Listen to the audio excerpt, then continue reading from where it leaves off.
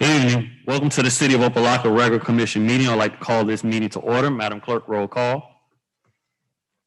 Commissioner Burke, Here. Commissioner Davis, Here. Vice Mayor Williams, Here. Mayor Pygott, I'm here. Vice Mayor, lead us in prayer. Invocation. Heavenly Father, thank you, Lord, for the many blessings you bestowed upon us this day and every day. Lord, we ask that you watch over this commission meeting, watch over the citizens, watch over the great city of Opa-locka. In these things we ask, amen. Pledge of allegiance. to the flag of the United States of America and to the republic for which it stands, one nation, under God, indivisible, with liberty and justice for all.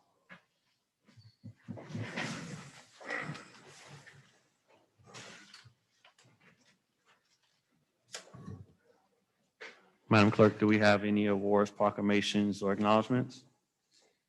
No, Mr. Mayor. All right, I would like to acknowledge the passing of the mother of one of our former commissioners, Commissioner Charlene Bass, Dr. Musgrove. And I would like it for those that have been a part of the Opa-locka family, please make sure you send your regards to Commissioner Bass and her family on the passing of her mother. With that, do I have a motion to, any pulls, deletions, or deferrals? Mr. Mayor? Oh, Okay, Mr. Manager. I would like to defer 15A3 and 15A4 into the next regularly scheduled commission meeting. that would be July 14th, Mr. Mayor. Thank you, Madam Clerk. And Mr. Mayor? Mhm. Just for the record, the Vice Mayor is withdrawing item 13.5. Okay.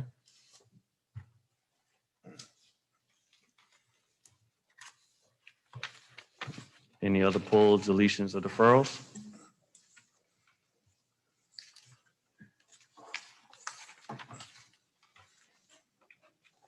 All right, do I have a motion? We'll approve the consent agenda. Move it. Moved by Vice Mayor Williams, Second. second by Commissioner Davis. Madam Clerk, roll call. Vice Mayor Williams, Yes. Commissioner Burke, Yes. Commissioner Davis, Yes. Mayor Pygott. Yes. Motion passes 4-0. All right, do I have a motion to approve the agenda? Move it.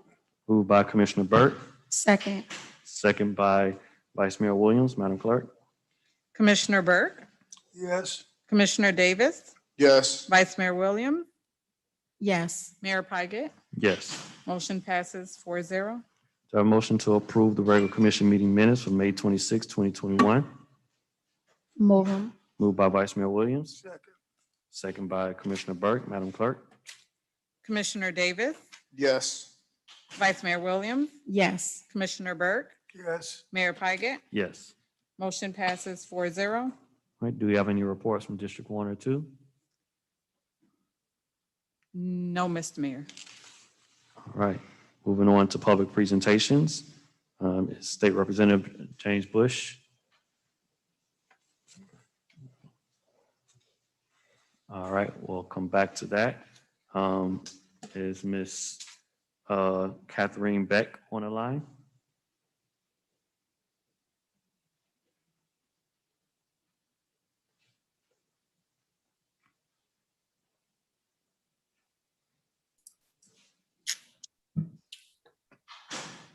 Hi, good evening, Commissioners. Can you hear me? Yes, we can. Thank you, Madam Beck. We look forward to hearing from you. Thank you for joining us today. Well, thank you for having me. I'd like to take this opportunity to introduce the City of Opa-locka to the Florida Main Street program. And I'd also like to thank you for the courtesy of extending my discussion. I was scheduled to appear before you on June 9th and had a private matter that came up. And so I appreciate your understanding in that. So with your permission, Mr. Mayor, can we move forward? Yes. Joanna, are you advancing slides for me? Yes. So the first question that we are asked is, what is Main Street?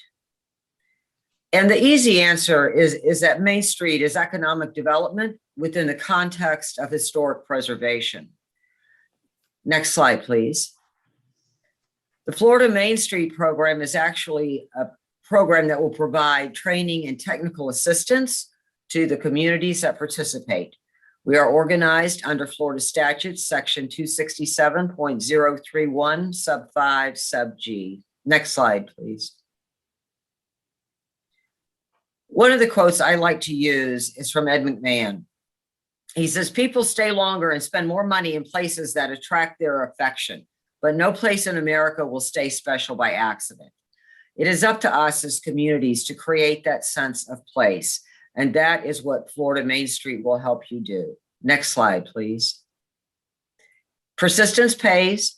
We have 50 active communities, and the average length of time the programs have been in the Main Street is 17 years. Main Street is not a quick fix. It is long-term planning. It is continuous improvement. It is listening to your community. Next slide, please. So a lot of question stems around downtown, and why is downtown important? And unfortunately, a lot of our communities lost their downtowns in the late 70s and early 80s when malls took over and people left the downtown arena. Downtown is a major employer. The jobs and salary levels that are located in downtown typically tend to be higher and more dense than malls and strip centers. You as a community already have a large investment in your infrastructure in your downtown. When your downtown is healthy, your surrounding residential neighborhoods will have an improved property value. And downtown is the heart of your community. You have a tremendous mix of goods and services, both government, professional, private, technical, and retail within a downtown corridor. It is also an important public space for bringing your community together. Next slide, please. Downtown is generally the home of independent, family-owned businesses. Downtown is small business. As a result of that, over $88 million each year in sales tax revenue is paid to the state of Florida. Next slide, please. Buildings that are assessed at your full property value help reduce the tax burden on your homeowners. So when you have commercial properties that are being held to full value, your residential homeowners can enjoy not as stringent leveraging of taxes. Next slide, please. The annual cost of the downtown empty storefront, and this is a 2017 number for the state of Florida, is $400,000. Every vacant storefront is equal to $400,000. And so the question is, what makes up that $400,000? And I'm not sure why my words aren't coming there, but what contributes to that number is lost sales, lost employee payroll, lost rents, lost business profit, lost property taxes, lost bank deposits, lost real estate loans, lost business loans, lost sales tax to government, both local, state, and federal, lost utilities, and lost advertising. Every vacant storefront you see is costing your community $400,000. That's a pretty startling number. Next slide, please. And then the question comes in, the big box versus the downtown. And the big box is going to bring jobs, and they do bring jobs. But let's look at the comparison to a big box property and downtown properties. The study was done for Thomasville, Georgia. So the Walmart consumed 34 acres of land. The downtown commercial mixed use area, 1 acre. Total property taxes per acre on the big box, $6,500. In that downtown commercial mixed use area, $335,000. Retail taxes per acre to the city on a big box, $47,500. and a downtown commercial area, $83,600. Residents on a big box operation, 0. In your downtown commercial corridor, 48 per acre. And jobs per acre, again, the big box, 5.9. In your downtown corridor, 26.5. You can see the differences and the use of assets in a commercial downtown mixed-use environment and a big box sprawl. Next slide, please. So the short answer to Main Street is that Main Street is historic preservation. Main Street is economic development. Main Street is commercial development. Main Street is all-inclusive. Main Street's strength comes from public-private partnerships. We are a grassroots, community-driven effort, and our concepts will actually transfer to your entire community. Next slide, please. All right, Ms. Beck, due to Yes. time, I don't think we'll be able to go through the whole presentation. Are you able to wrap up That is fine, Mr. Mayor. And you will notice that if you were given a handout, there was a lot more information in there. If you have any questions about the Main Street program and whether or not it would work in Opa-locka, I am more than happy to talk with you. We would love to see Opa-locka apply for participation in the program. I think your architecture is significant and is worth saving. And anything I can do to assist you, I am willing to help with. Thank you, Ms. Beck. Any questions or comments? All right. Ms. Beck, I want to thank you for taking the time to come to our community. You're not here, but we have a full house. And I like the fact that when we spoke about this program, how you said that for it to be successful, it needs community engagement because political changes happen here on this dais, but we want to bring in a downtown that can create more jobs, that respects and honors our historic architecture and is really for the community. It takes the people to be engaged, to establish almost a separate board to make sure that something like this is successful. So I want to thank you for taking the time to share this with our community. We have the slides. I believe it will be posted on the website with that information, and we look forward to further engagement. Thank you. Thank you. All right, let's move on back to our State Representative, Dr. James Bush. We have a check presentation. All right, let's join downstairs.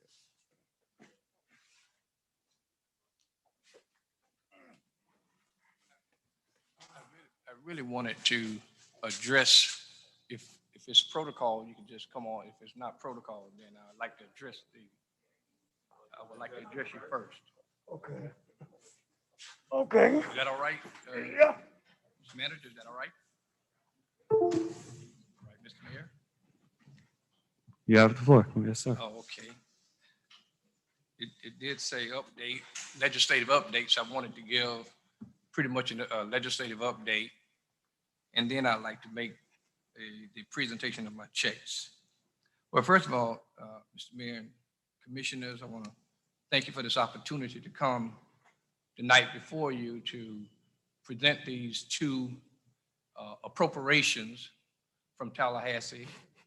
But I also would like to just say that it would not have happened without the help of the city of Opa-locka and the leadership of the present city manager, who allowed us to use your office to get the necessary documentations in a timely manner so that I can put these appropriations in the proper posture during conference time, so we were able to receive the dollars that you'll be receiving tonight. So I really want to thank you, city manager, for your outstanding leadership in helping us to navigate through that process, because as you know, it is not an easy role when you're in Tallahassee trying to get funds.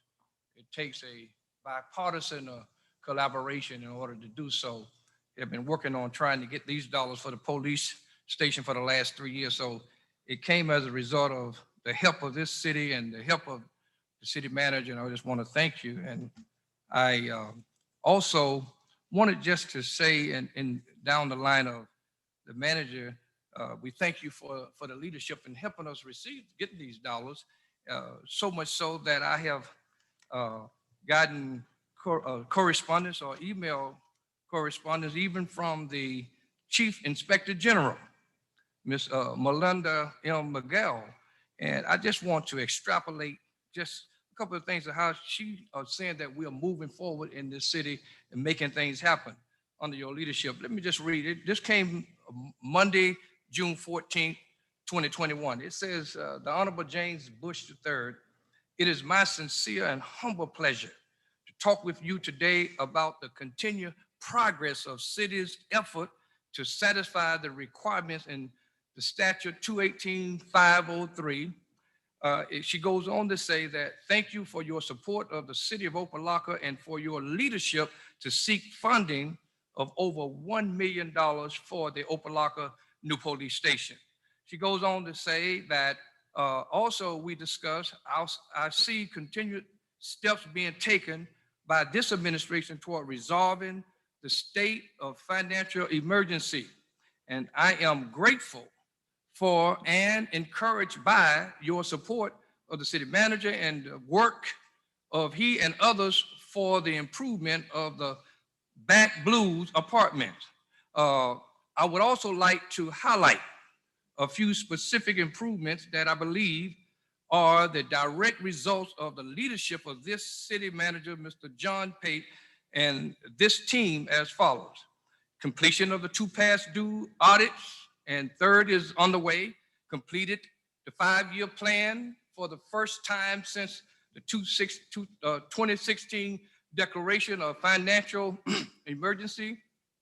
Completed the 2021 annual budget in accordance with the best practice of state law.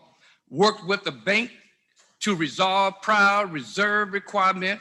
Negotiated with ASME and PBA to resolve or began to resolve outdated union contract. Took administrative action by division to begin resolution of the 99 findings published by the Auditor General, result pending.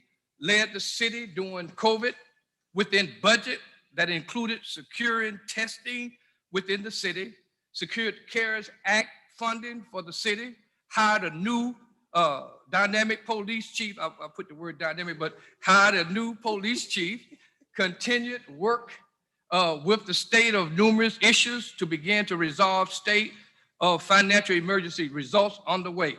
I have found Mr. John Pate to be candid, accessible, and responsive to me. And I will seek to add comments to his evaluation. And I am pleased with his performance since October 15, 2019. As in closing, I continue to pray for peace, unity, and harmony for this small yet mighty city. It's more to it, but I just wanted, and that came all the way from the, as I stated earlier, Chief Inspector General, Executive Office of the Governor of the State of Florida. So I just wanted to say that because Mr. Mayor and Commissioners, the manager has been very, very helpful to me in making sure that we receive these dollars. My legislative update, I'm just going to be I would just break this down by saying I would not go through the bills that we passed and some of the controversial bills that we passed. I made it very clear the first time I spoke before you that you can contact my office and contact me, and I'll make some of those bills available to you. And I'm also scheduling a town hall meeting so I can get more in detail with the residents. And in my projects this year in Tallahassee, we were fortunate to get $1,125,000 for the city of Opa-locka new police station. They were able to get $100,000 for the city of Opa-locka Parks and Recreation Department. That's for renovation and upgrade on security. We were able to get $1 million for the Alonzo Mourning Overtown Youth Center, $300,000 for the Renewed Minds Education and Enrichment Program, which is housed right here in the city of Opa-locka. Pastor Anthony Brown is the pastor of the church, and that program will come out of his church right here in the city of Opa-locka. $950,000 for the Florida Children Initiative Food Security Project. And then we were able to secure $300,000 for the New Horizon after school and weekend rehabilitative program. Those are just a few of the little items in Tallahassee this past session that we were able to do before the session was over. And that came as a result of lobbying the members in the House, the President of the Senate, all of the members who controls the purse string, and also being able to talk directly with the governor's staff. And I spoke directly with the governor on how important it was to keep these dollars in this budget for the great city of Opa-locka and the citizenry to have protection for the families here in the great city of Opa-locka. I also would like, before I have you to come down, Mr. Mayor and Commissioners, to present this check, I do need to say for the record, as you know, in Tallahassee, we present individual bills as members. There's 120 of us in the House, and there's 40 members in the Senate. We present individual appropriation projects.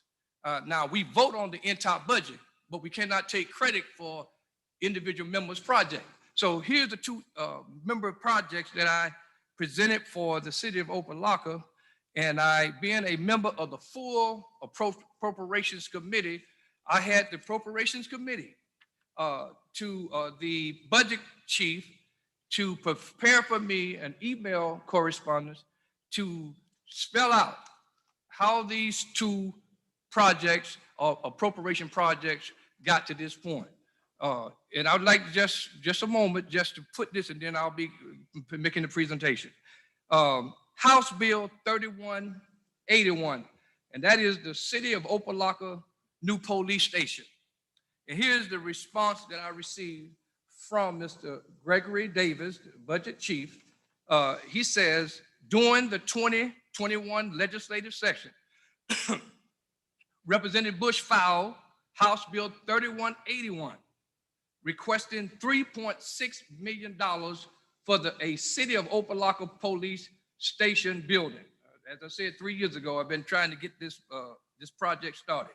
The bill was passed favorably by the House Justice Appropriations Subcommittee, making it eligible to be funded in the House Proposed General Appropriation Act, which is 5001, House Bill 5001. The House recommended funding of $1.8 million for the building in House Bill 5001.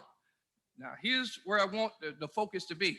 The Senate's Proposed General Appropriation Act, Senate Bill 2500, did not provide any funding for the project. I repeat, the Senate Proposed General Appropriation Act, Senate Bill 2500, did not provide any funding for the project. During conference, negotiation between the House and the Senate, that's when we get into conference, we back and forth negotiated. Both chambers agreed to fund the project at $1,125,000. This final agreement to funding amount represents what was included in the fiscal year 2021-22 General Appropriation Act. Just wanted to make emphasis that we did not have any funding coming out of the Senate.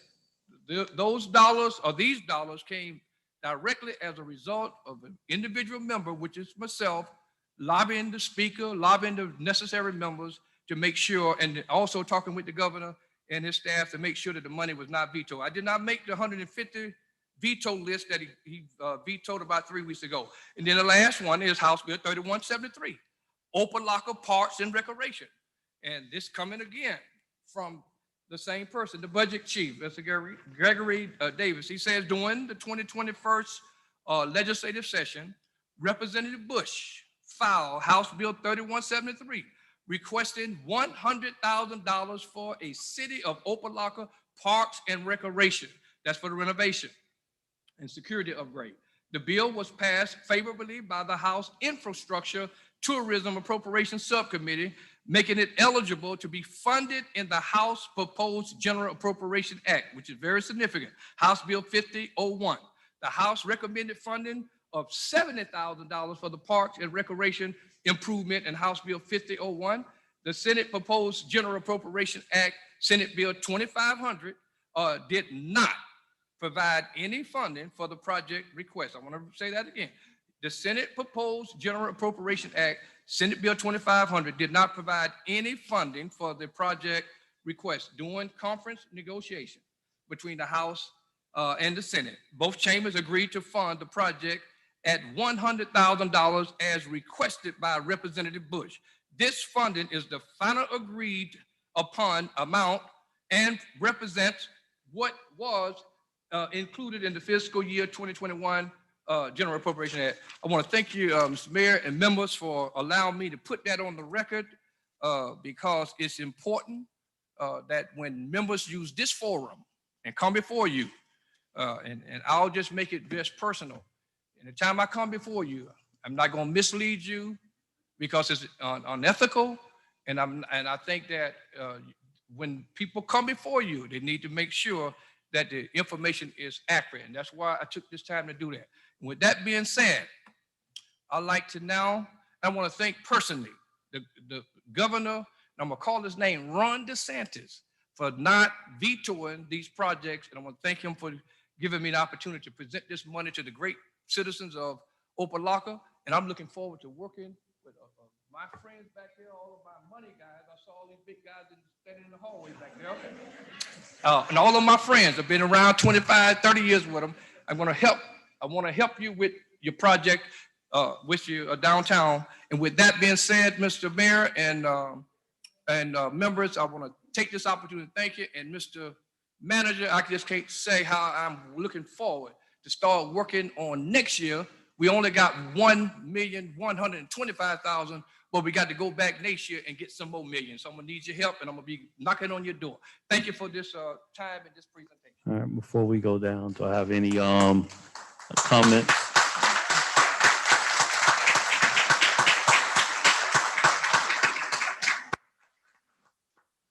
We go down, any comments from my colleagues? Mr. Mayor, Commissioner Burke? Representative Bush, I want to thank you from the bottom of my heart. We sat in McDonald's and talked about this money for the police station, and you made it happen. You said that you would go up there and you would bring this money back for a new police station for the city of Opa-locka. I sort of thought you was talking up dirt, but you got me. You went up there, you did your due diligence, and like I said, I can't remember the last time we had a representative that bring money from Tallahassee to the city of Opa-locka. And I want to thank you from the bottom of my heart. I know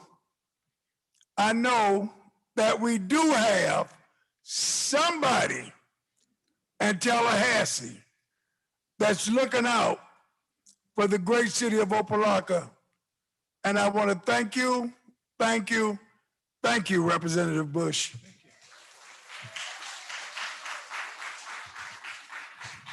Mr. Mayor, Vice Mayor Williams? I can follow behind Commissioner Burke. Exactly, my sentiments exactly. It has been such a long time since the city has seen money. And we thank you so much. This is huge. This is a game changer for our city. And not only were you in Tallahassee fighting for us, but you were also attending many high school graduations when you got back. So you were not finished because I saw you. But you know, you're someone that continues to push, be in our community. And we thank you. We thank you for being a leader and a mentor to all of us. Thank you. Mr. Mayor. Commissioner Davis? To echo my colleagues' same sentiments, thank you, Representative Bush. Your presence is always valued in the city of Opa-locka. We could always depend on you, whether the conversation is to dissolve the city or flooding within a particular area of our community. You're always there and you're always one call away. So we appreciate your support and your continued efforts. We do know that this was a yeoman's task, as this legislative allocation took years in the making, and we're very appreciative to reach this point and to bring these resources onto our community. So thank you, thank you, thank you again. When a man brings home $1.1 million, you got to give that man the floor. Give that brother another round of applause.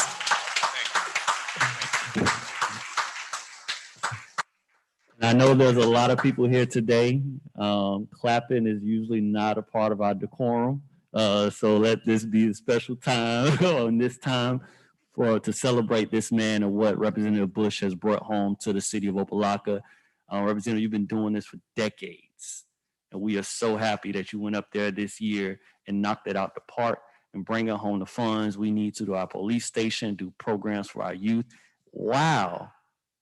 Having literally weekly meetings in Glorietta Gardens to assist in the flooding going on in that community and doing all the other things that detailed throughout this district. We honor you and we appreciate the work that you put in and day out on behalf of the people here in this district, and especially here in the city of Opa-locka. So thank you very much, and we look forward to coming on down and take this picture. All right.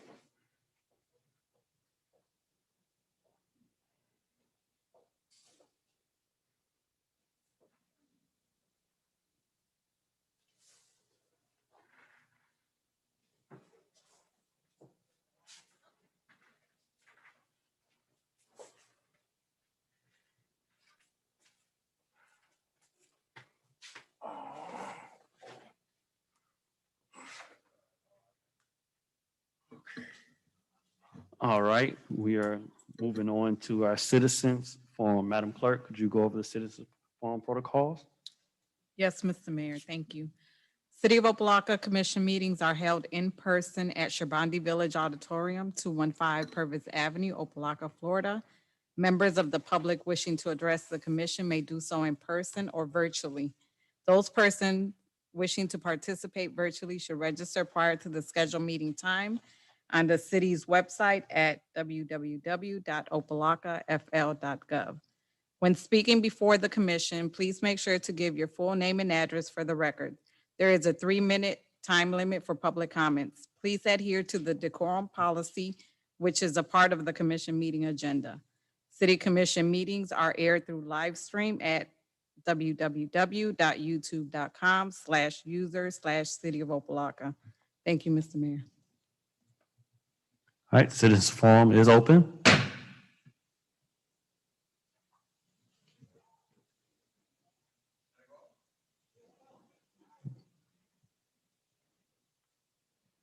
State your name and address for the record. You have 3 minutes. Is the time clock visible? Mhm.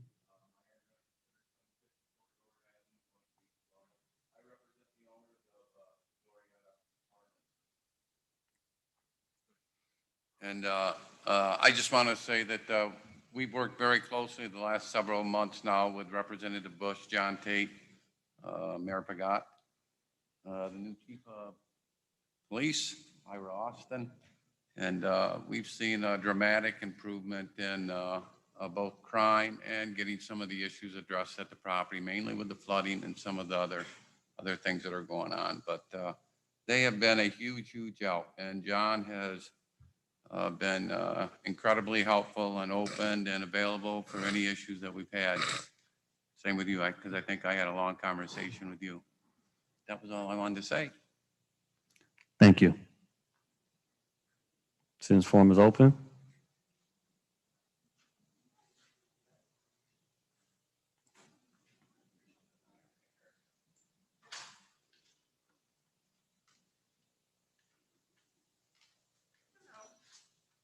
My name is Sandra Brown, and I live right here in the great city of Opa-locka. And I want You want to state to your know address for the what record? this is and why do we have it? What is this letter for? They sent out this letter about putting something into the property tax for stormwater problems. Why? It was $6 a month that we were paying on your water bill. In fact, I just got a water bill and the $6 is still on the water bill. So if they're moving this to our property tax, when does it start not coming on the water bill? And why is it need to change? What's wrong with it like it is? I don't hear nobody talking. All right, ma'am. And then they got on the back here, what I really don't understand, failure to pay this assessment will cause a tax certificate to be issued against the property, which may result in the loss of title. What does that mean? And if you're gonna put it on the taxes, why would it be a failure to pay if it's gonna be through your taxes?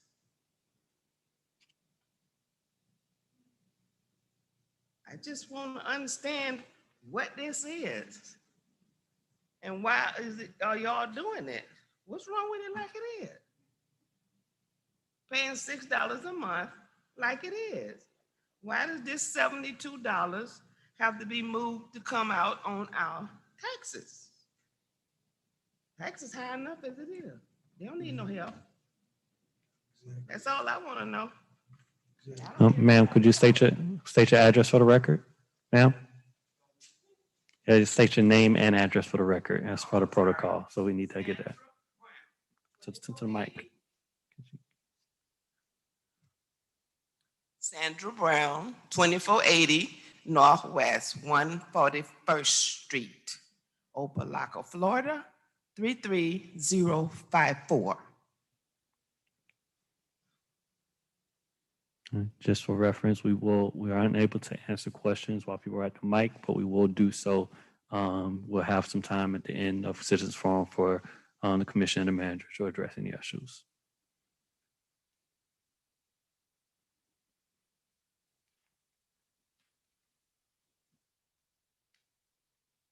Hi, good afternoon. My name is Carol Douglas. Address is 13735 Northwest 23rd Avenue. And I'm also just piggying back off of the concerns of Mrs. Brown here about this letter that I received about the stormwater drainage. I am also inquiring as to why we're transferring it to the tax bill. And also currently in the area where I am, I do see a lot of flooding. So I don't know what is in place right now or what's going to change if it does go to the taxes as to what part of programs are active now to help with the mitigation of flooding. Because currently, I had a lot of flooding in my house from the last major rainstorm last year in November.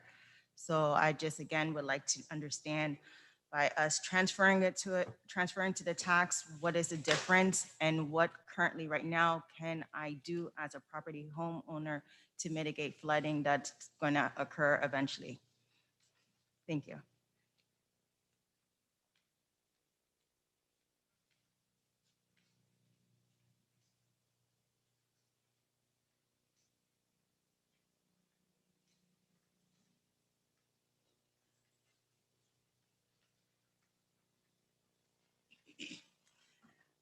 Good evening, Natasha Irvin, 670 Dunat Avenue, Opa-locka, Florida.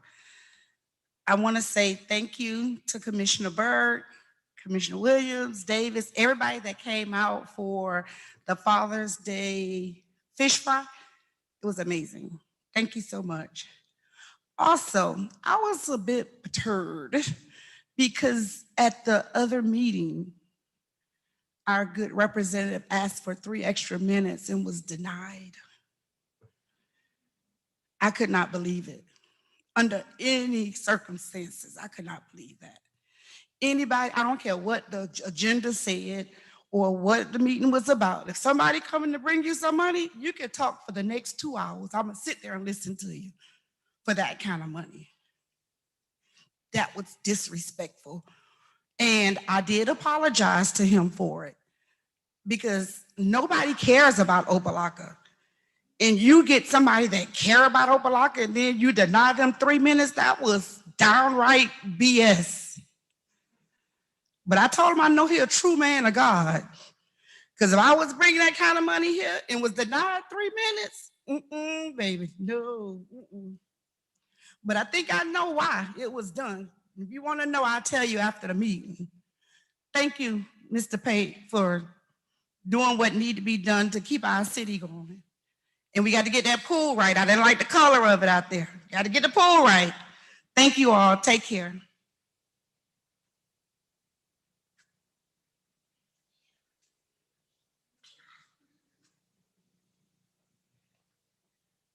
Good evening, Mr. Mayor, Vice Mayor, and Commission. My name is Dottie Johnson. I reside at 1370 Superior.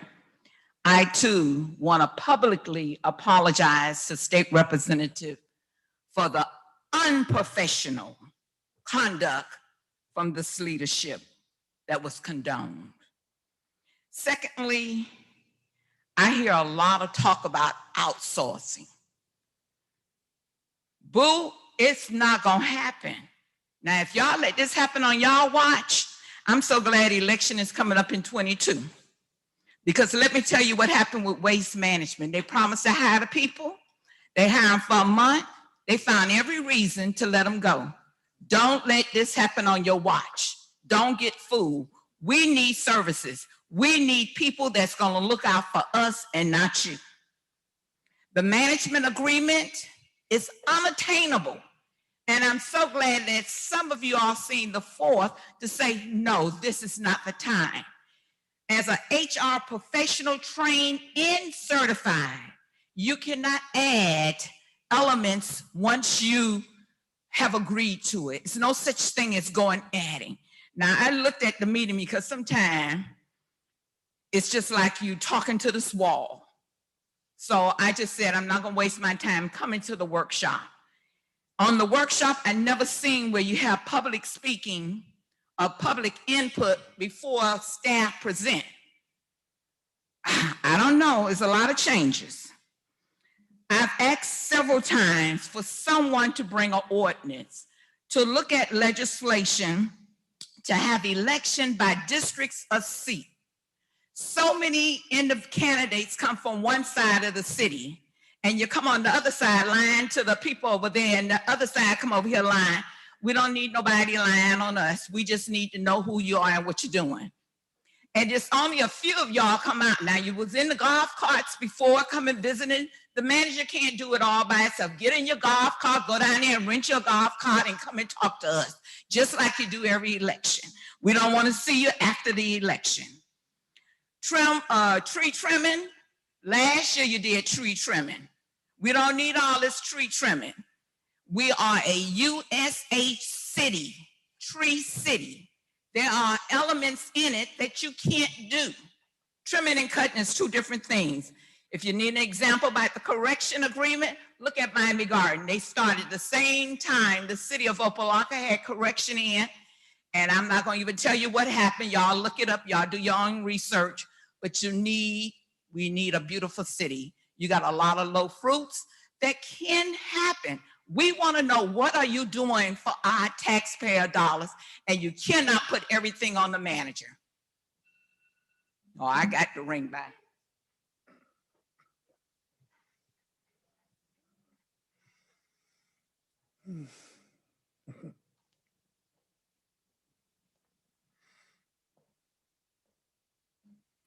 Good evening, Mayor and Commissioner. Brian Dennis, address 821 Northwest 54th Street.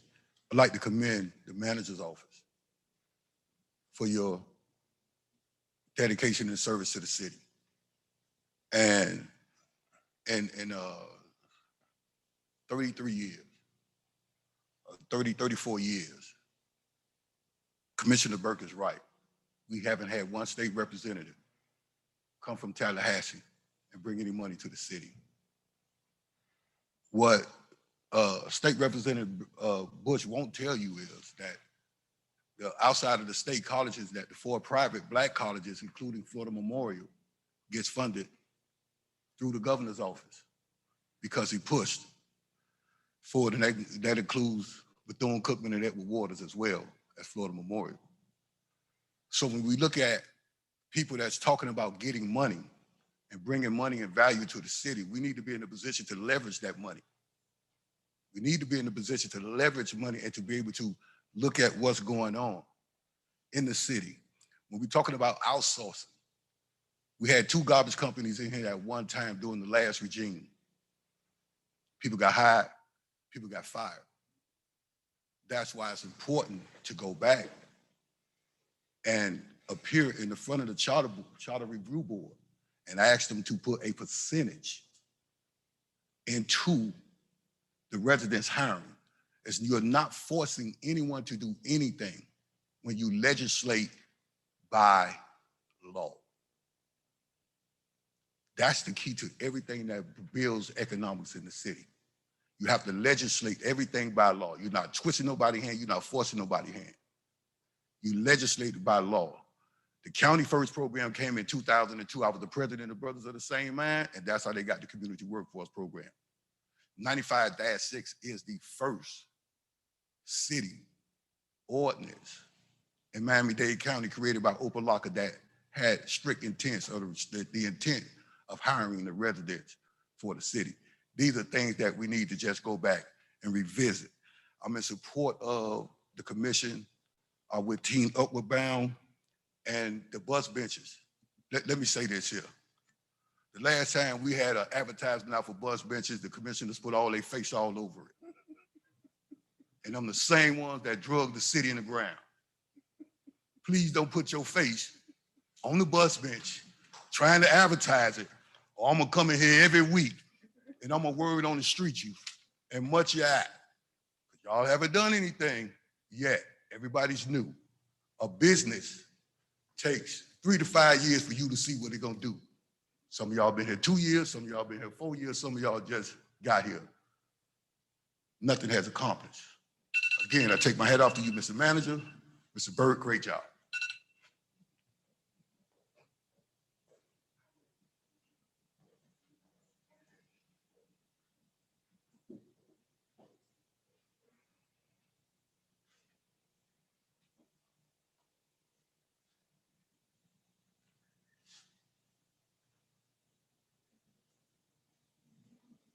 Good evening. My name is Lamar Cruz, 21001 Northwest 31st Avenue, Miami Gardens, Opa-locka, 13831 Northwest 24th Avenue, Opa-locka, Florida.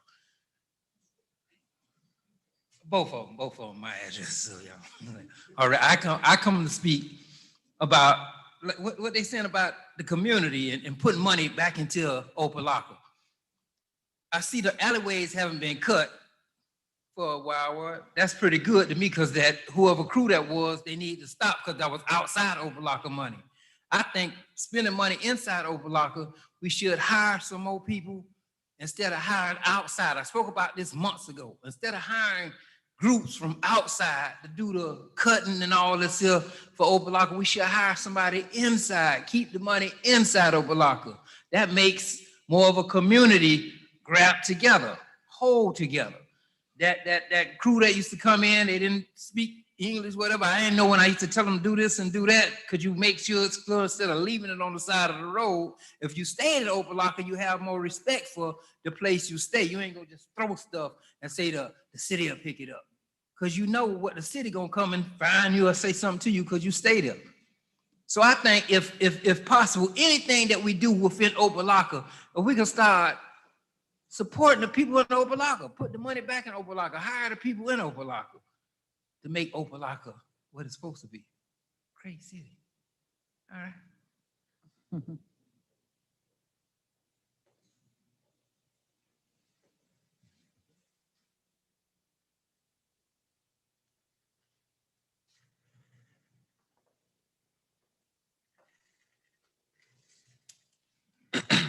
Good evening, everyone. My name is Derek Hunter, and I represent an organization called Realist Red Charity. And the reason I'm here today is because I used to have the complex center over in Opa-locka where I had kids come into the community center. But I recently found out that the second floor of the community center is now closed, and I now have nowhere to bring the kids. But I just want to explain the importance of a community center. The importance of the community center for our youth is now even more than ever really important that we provide a safe haven for our youth. There are not many places or open doors for our youth. You see, home is a resting place. You see your parents, you see your people, you see your loved ones. But there's a need to be a place within the community where the kids can build and empower their community with their peers. But there's no safe place for our kids. There's nothing that exists for our kids where they can come and be able to thrive and learn with their peers and build self-esteem. Community centers are the building block to help bridge that connection amongst our youth. Let your kids from Overtown, let's just say Commissioner Davis, I reach out to you with my services and the resources that I have available with my program. You like what I'm offering, you start to attend. And me being a kid from Opa-locka, now we're building our own sense of community.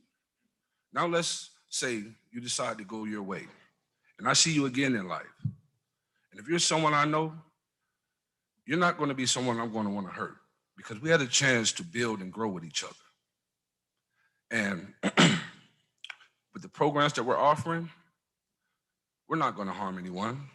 And with that collaboration, we're not going to want to harm each other. The community center that we are seeking from the city of Opa-locka can help with the community divided.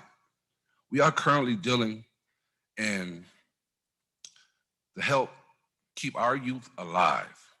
Everyone in our community center would know that this is a safe place, a safe haven for becoming the next change makers and innovators. I'm asking for the city of Opa-locka to help us bridge and build that connection among our youth and our communities. Let's face it, there's just not enough doors for our youth to walk into, a safe place to go and be with their peers. And now there's also two perspectives because we have to think about it from the adult mentorship perspective that's looking to volunteer and to build and invest into our kids and who wants to provide service.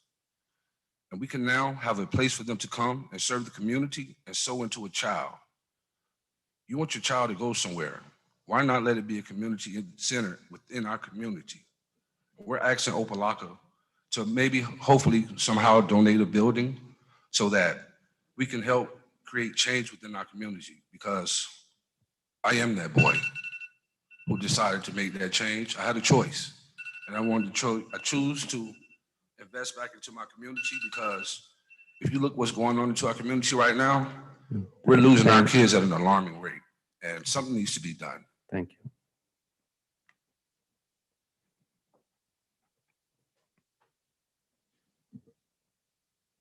Citizens forum is open.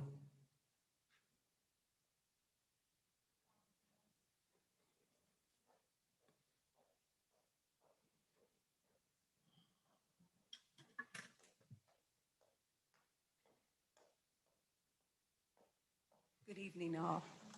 I'm DL Parrish of 14310 Northwest 16th Court, unincorporated Dade. I formerly grew up in Opa-locka as a child, played right here at this park, cheerleaded on that same park. My daddy was the dojo coach when they did karate back in the day. You guys no longer have nothing but the support of your representative right now and your great city manager and all of what you want to put into the great city of Opa-locka. With my community leader, Mr. Derek Connor, who just left the podium, I too would like to see a community center. We need a community center. I lost a brother who played on Opa-locka Park, played football. We had picnics when we picked up bottles back in the day and traded them in for 10 cents. We love the city of Opa-locka, but we love the children of Opa-locka. And as a parent who has not lost a child, but I am a friend of many who are losing children, I would like to see us pour into the children and the parents, because they're hurting parents. Nothing but each other. So if we can all come together and remember back in the day when you had a community, it would be a wonderful opportunity for not just this community, but society and the nation. So if you would greatly consider donating a place that me and him can pour into the city from whence we came, I think we can do a great job with rebuilding the children, the parents, and the community to make a better day for tomorrow. Thank you for your consideration.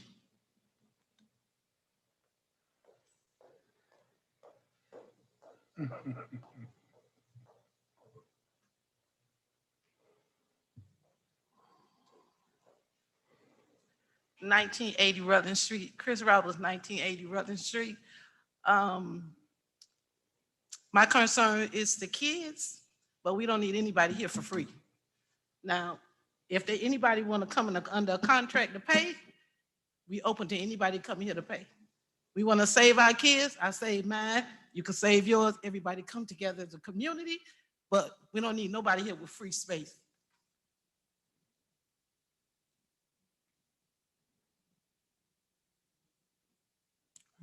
Citizens forum is open. Citizens forum is closed. All right. We'd like to start. Mr. Manager, could you address the flooding concern of stormwater? I know we're going to talk about it later on the agenda, but it's towards the end of the agenda. Could you specifically address that? And then I'll open the floor for the rest of the commission to address any other concerns or brought up.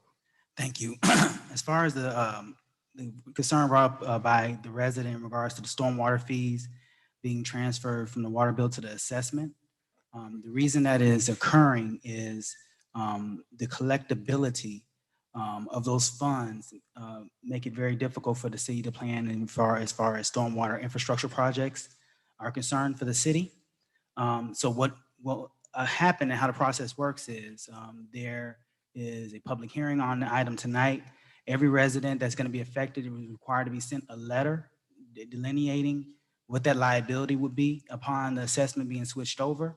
And just to clarify any concerns, no resident will be charged on their water bill and then charged on a tax bill. It's a transitional process. Once everything's approved by the commission, it goes to the assessor's office. It will immediately stop being added to the water bill and it will start being added to your yearly tax assessment. It's purely for collectability and provides the city with the funding to do proper stormwater planning moving forward. Thank you. All right, floor is open for any my colleagues to make comments on citizens forum.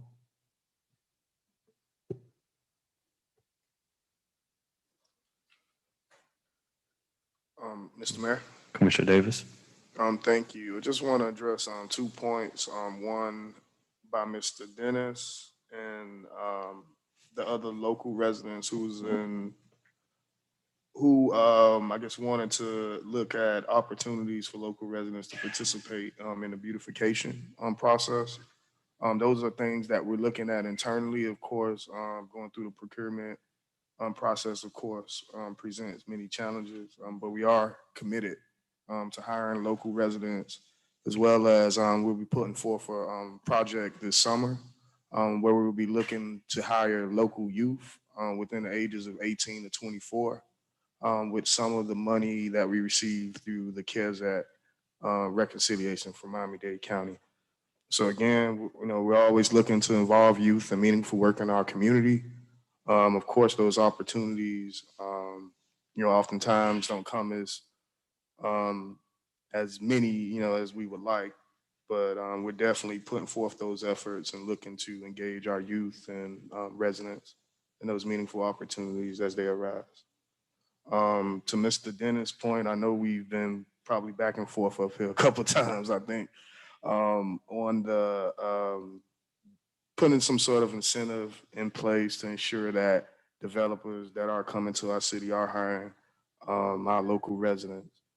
Now, I know he disagrees, but you can't by law require any segment of a population to comply to a standard. Hence why I moved to repeal the saggy pants ordinance and any law that I felt disproportionately impacts a specific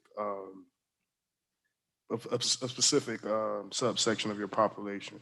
So that's the dilemma. So while we can encourage developers to hire our residents, we can't mandate them to hire certain residents. So that's always the dilemma and the challenge. I think the attorney has put in the agreement and has also agreed to meet with the commission individually to go over that and in the effort to put something better or something with a little more teeth. So again, that's a continual work in progress, but we are committed to engage in our community, both young and old, in the revitalization of the city. So thank you, Mr. Mayor. That'll conclude my remarks for public comment. Anyone else? I want to first of all thank all the citizens that came here before us today.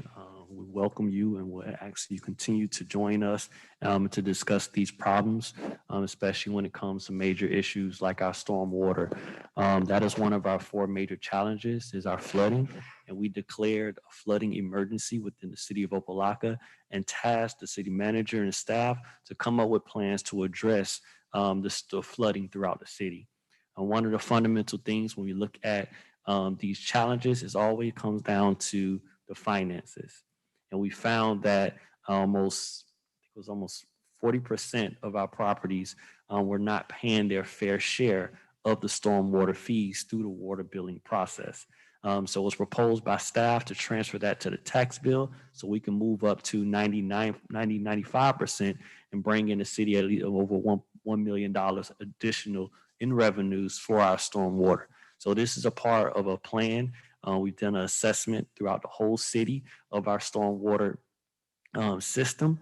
We're in a process of getting the reports from that so that we can put together capital improvement projects. But once we have those capital improvement projects, we're going to need the funds to execute on those.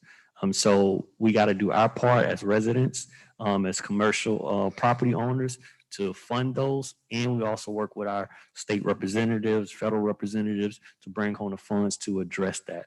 So thank you for sharing that. And it's something that we do appreciate and want to make sure that you continue on. for those that are interested in being engaged in the city, mentoring, community center, I would like to recognize our parks director.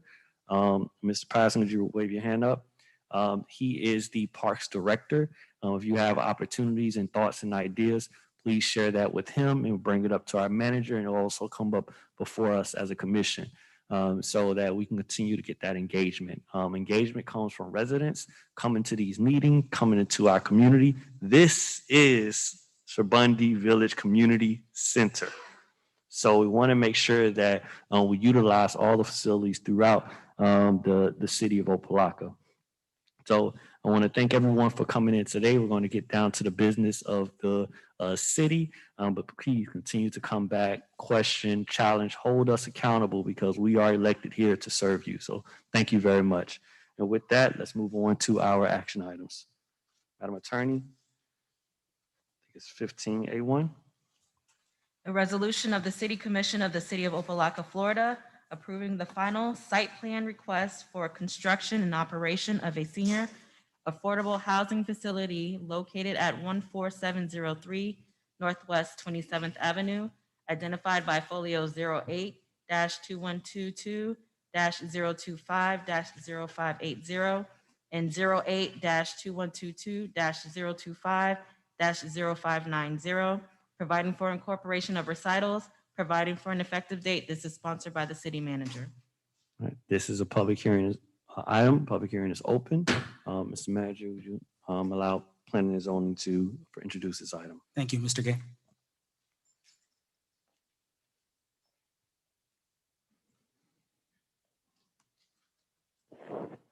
Mr. Mayor, members of the commission, Gregory Gay, Director of Planning and Community Development. This item is for the site plan for the development of a elderly residential development as part of the Wellspring redevelopment community resources. This group seeks to redevelop a portion of the old Jackson birthing center site and bringing forth not only just the restoration of the medical complex that is there, but also looking to create additional development for residents to have a place to stay. Our senior residents have a place to stay in the city of Opa-locka. This was presented before the Planning and Zoning Board.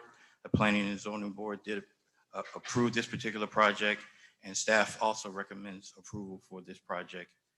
We do have the development team that is available if you would like for them to make a presentation at this time, but if you, or if not, whatever suitable time you would like for them to make a presentation, they are available to do so. And this is for the site plan and for the development agreement relating to this particular project. Public hearing is open.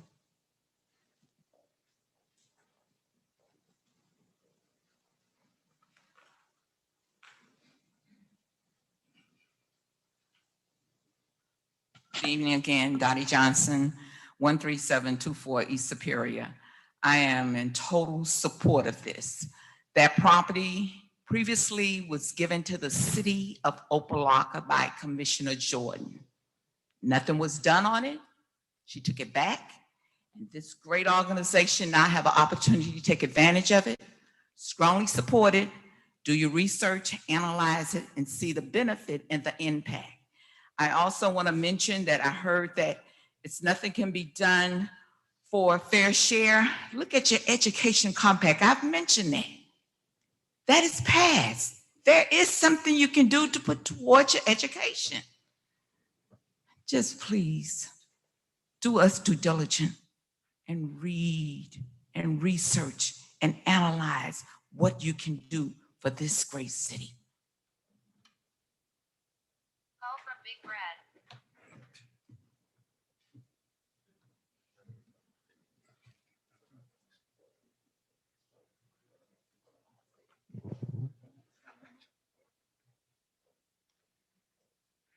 Natasha Irvin, 670 Dunat Avenue.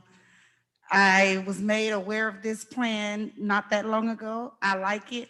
I enjoy it. Hopefully you all will accept it. Thank you.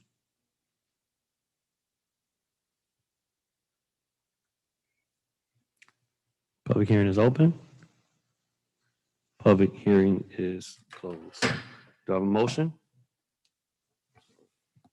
Make a motion to remove it. Moved by Vice Mayor Williams, Second. second by Commissioner Davis. Floor is open for discussion.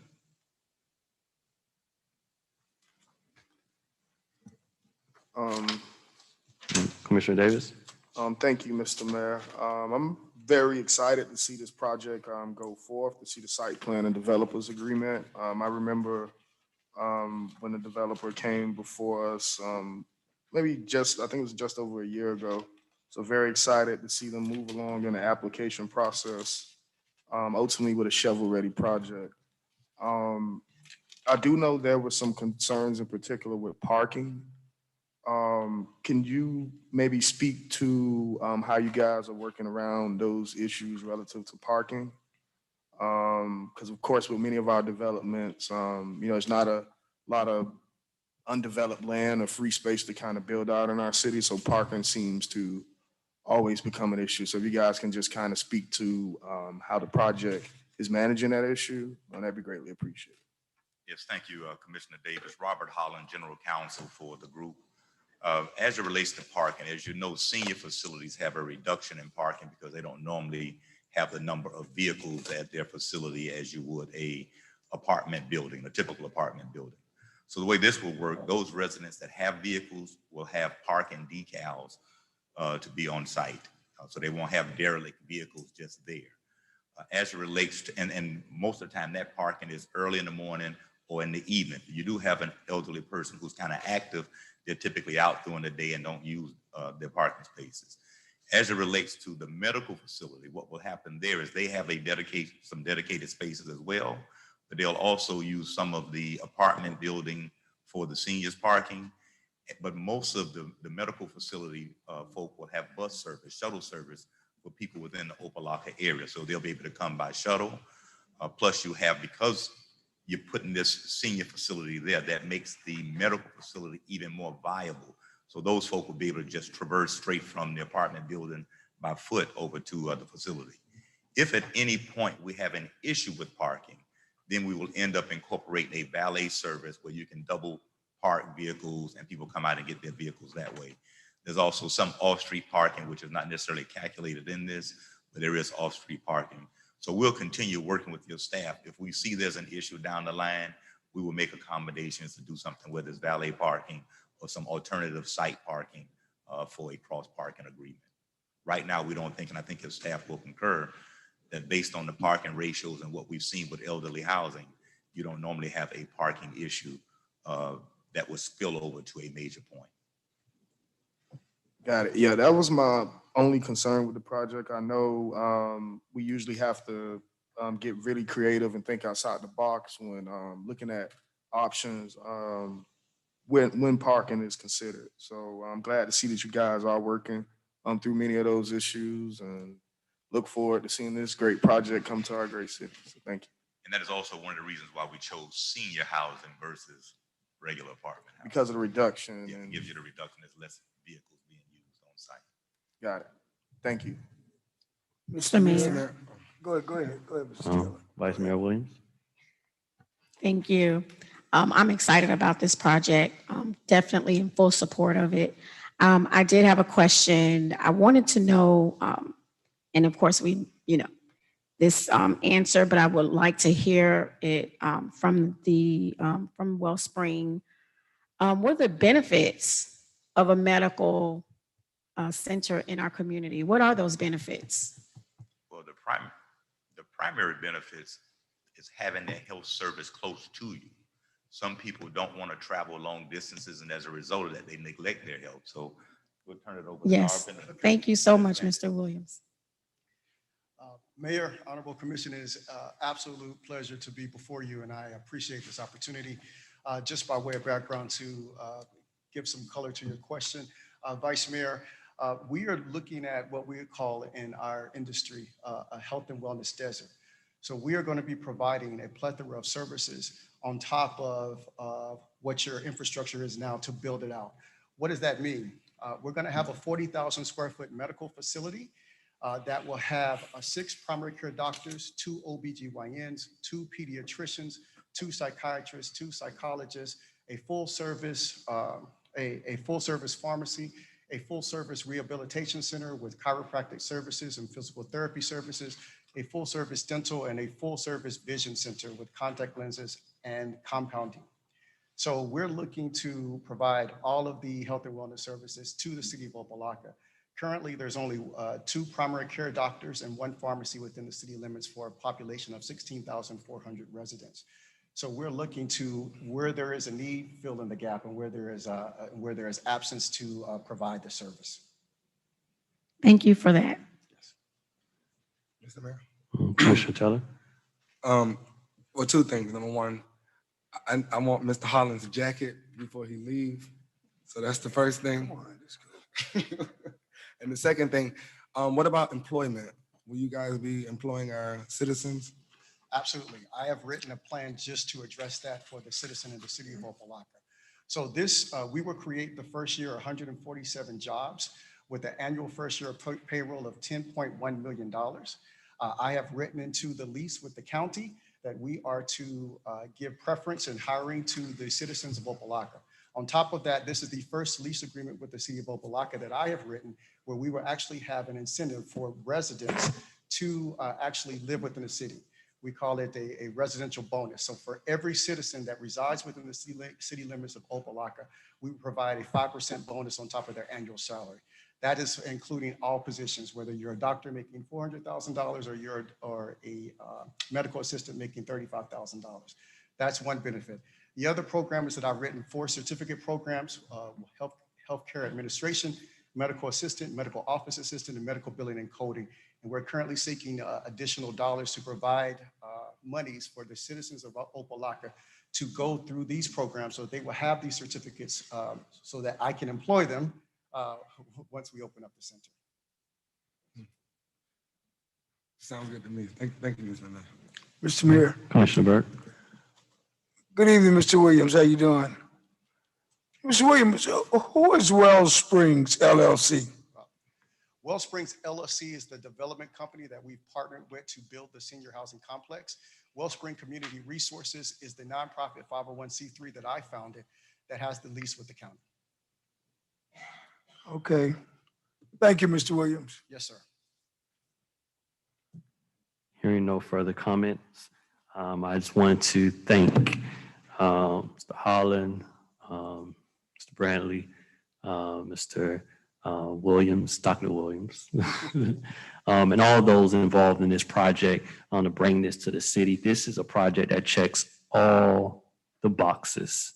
And I thank you for being respectful to bring such a project to this city, to look at Opa-locka as a development opportunity, and to come here by filling a need our community has in terms of wellness and getting doctors, getting OBGYNs, dentists, eye doctors here within the community in the city of Opa-locka, putting together amazing, beautiful drawings where we can see and we can promote this project, and also making sure you come to us with the job opportunities and bonus to our residents.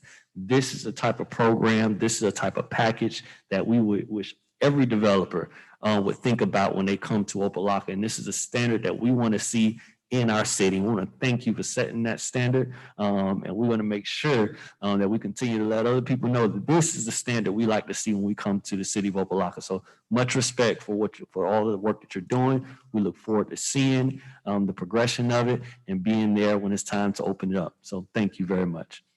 All right, with that said, any other discussion on this item? Madam Clerk, roll call. Commissioner Davis? Yes. Commissioner Taylor? Vice Mayor Williams? Absolutely, yes. Commissioner Burt? Yes. Mayor Pygott? Yes. Motion passes 5-0. 15A2. A resolution of the City Commission of the City of Opa-locka, Florida, approving a development agreement between the City of Opa-locka and Wellspring Community Resources, Inc. for the construction and operation of a senior affordable housing facility located at 14703 Northwest 27th Avenue, identified by folio 08-2122-025-0580 and 08-2122-025-0590, providing for incorporation of recitals, providing for effective date. This is sponsored by the city manager. All right, this is a planning and zoning item. Mr. Manager. Thank you. Mr. Gay?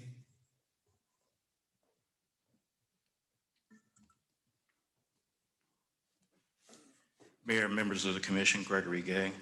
This is for the development agreement associated with the development of the senior affordable housing. As a part of this development agreement, there are certain aspects that are included that Mr. Williams spoke on before as far as the hiring of local preference.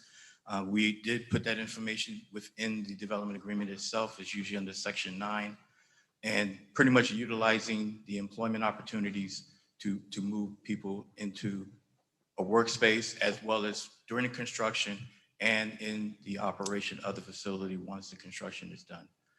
This was presented before the Planning and Zoning Board. They did recommend approval, and staff also recommends approval. All right, this is a public hearing item. Public hearing is open.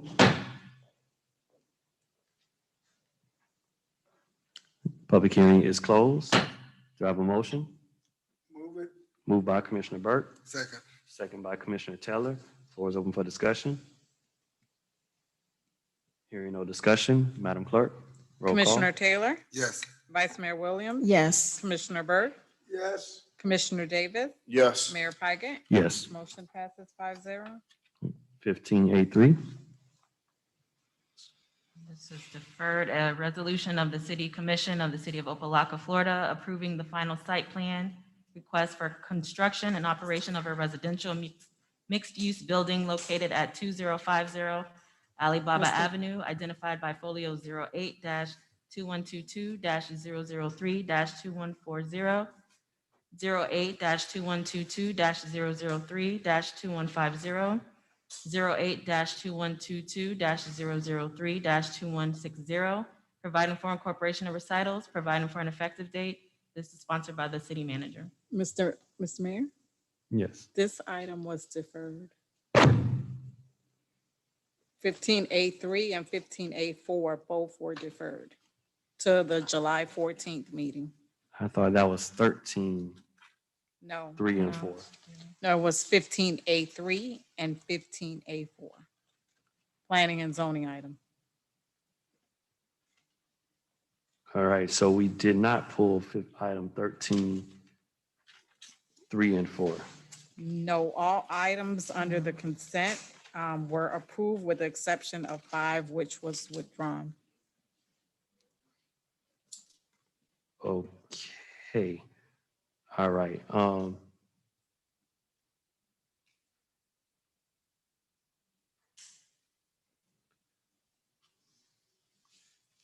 And I would like to make a motion to amend the agenda and pull items 13, 3, and 4. We need to talk about the bus benches release.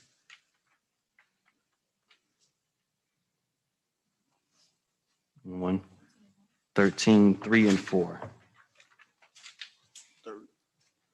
Well, item is about the bus benches and also the re-advertising proposal for property management services. Yeah, I was mistaken.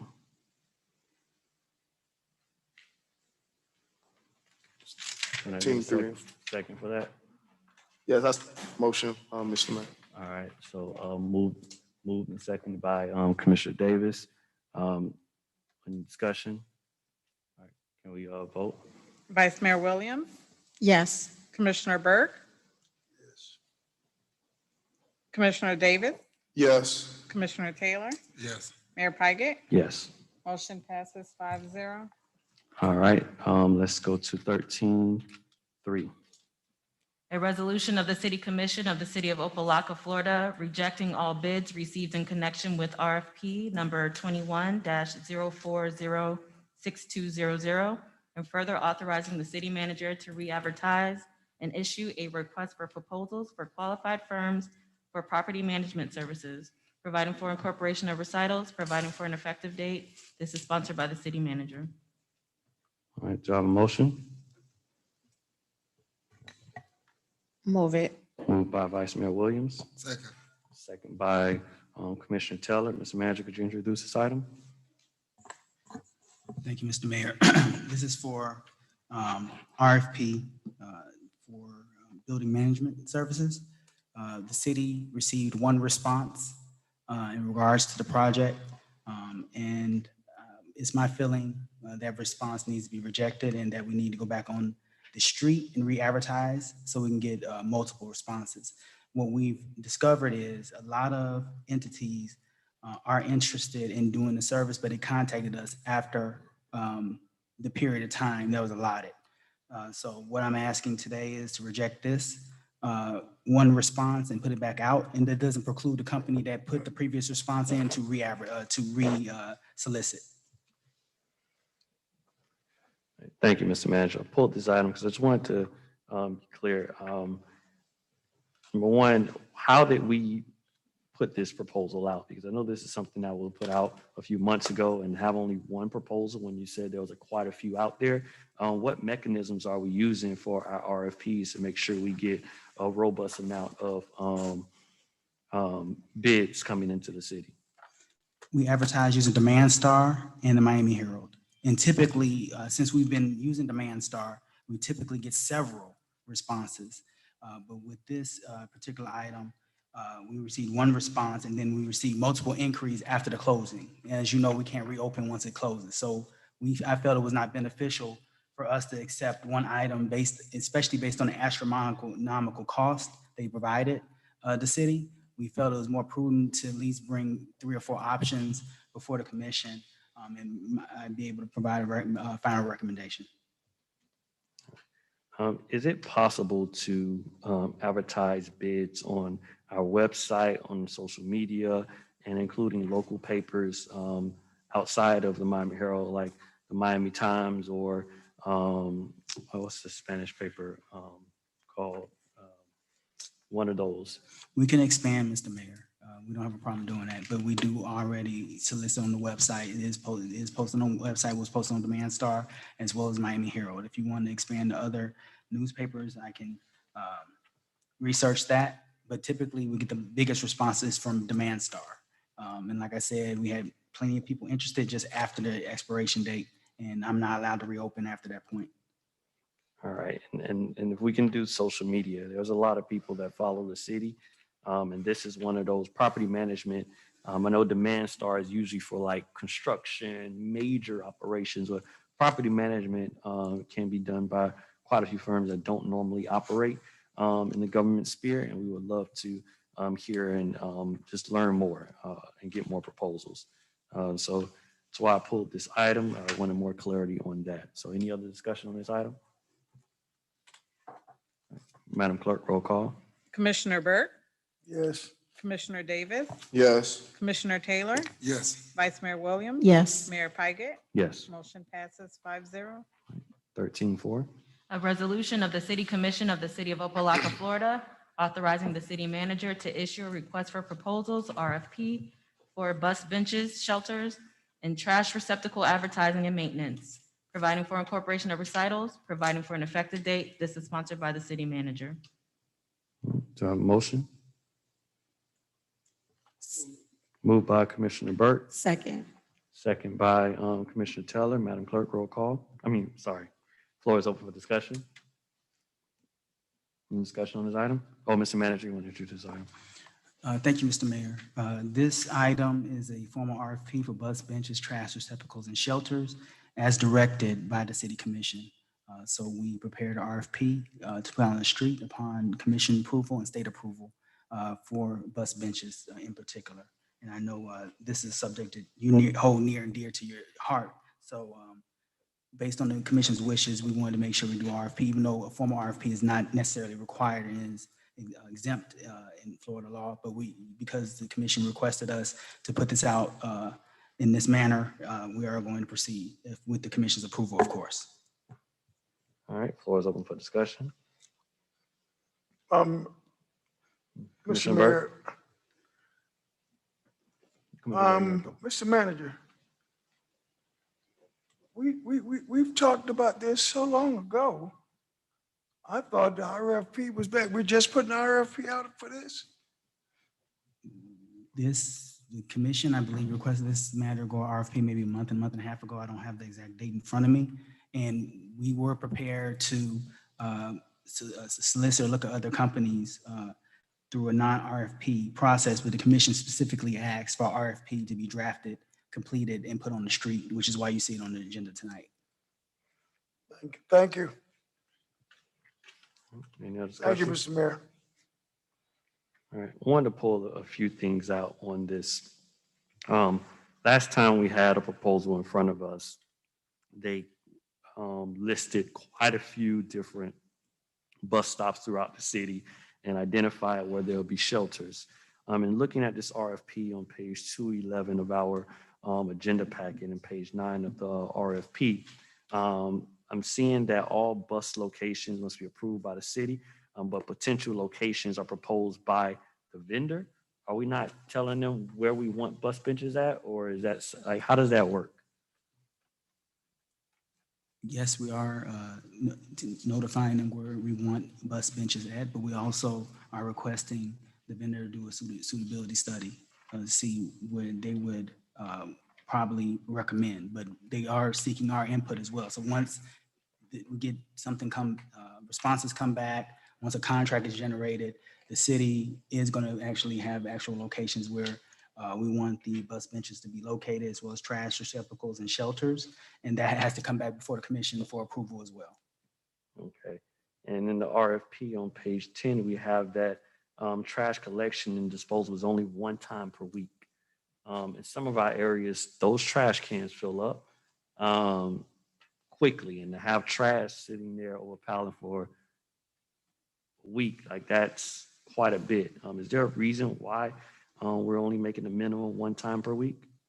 That's the average, and it's cost indicative. If the commission wants to include an RFP twice a week or multiple times per week, we can insert that language into the RFP.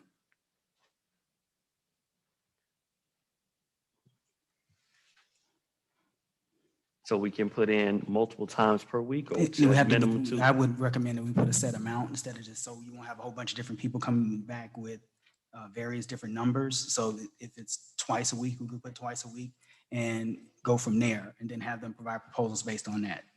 Is that what you prefer, Mr. Mayor, twice a week? Yes, we can do it a minimum of twice a week. That would be helpful. And so we need to make a motion, or can you make a friendly amendment to that? I have no problem making a friendly amendment, Mr. Mayor.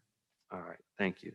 And then the other part is where the contractor, it says that the contractor shall not, on page 213, middle, the contract shall not be required to maintain bus benches and trash receptacles where advertising benches are not installed.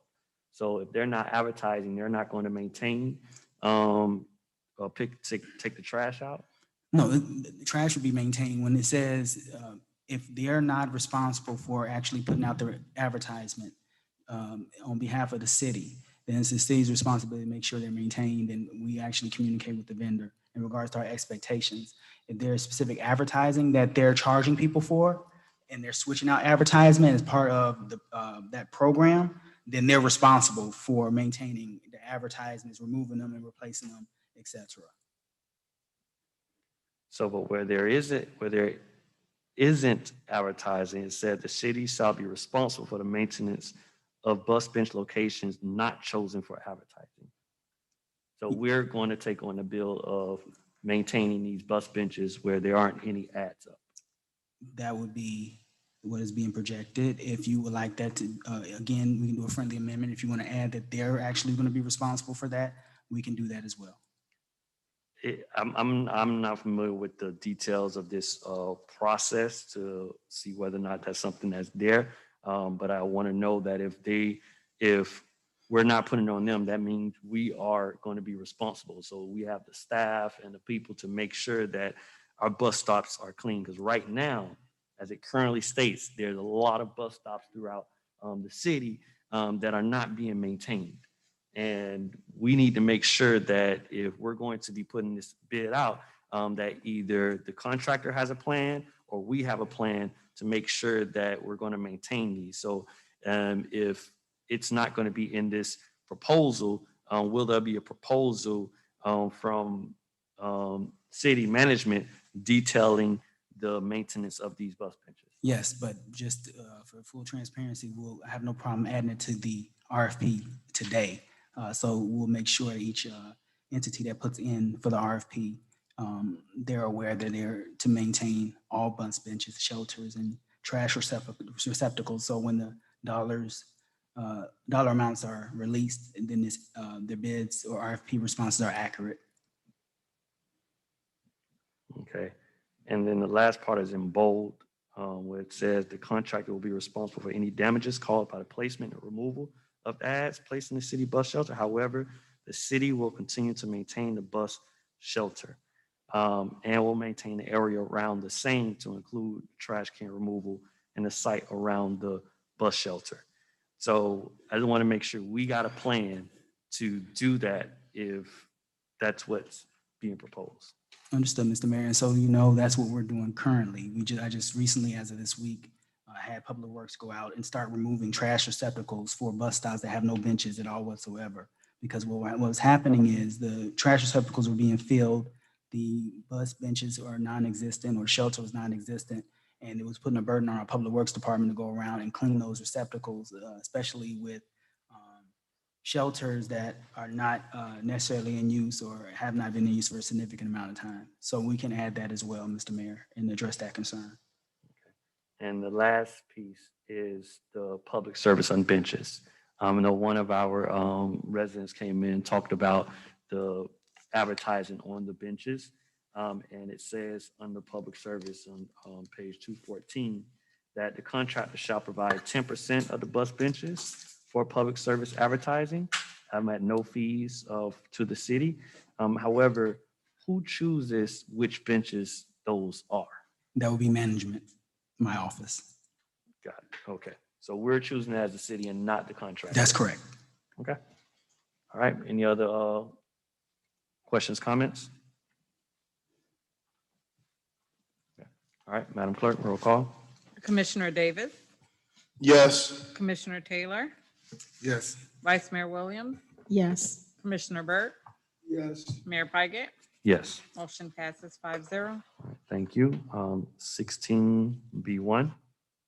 An ordinance of the City Commission of the City of Opa-locka, Florida, authorizing the city manager to execute a lease agreement attached hereto with Teen Upward Bound Incorporated to occupy space at 2105 Alibaba Avenue, providing for adoption of representations, providing for conflict and repealer, providing for severability, providing for scrivener's errors, conflicts of law and severability, providing for an effective date. First reading was on June 9th, 2021. This is sponsored by the city manager.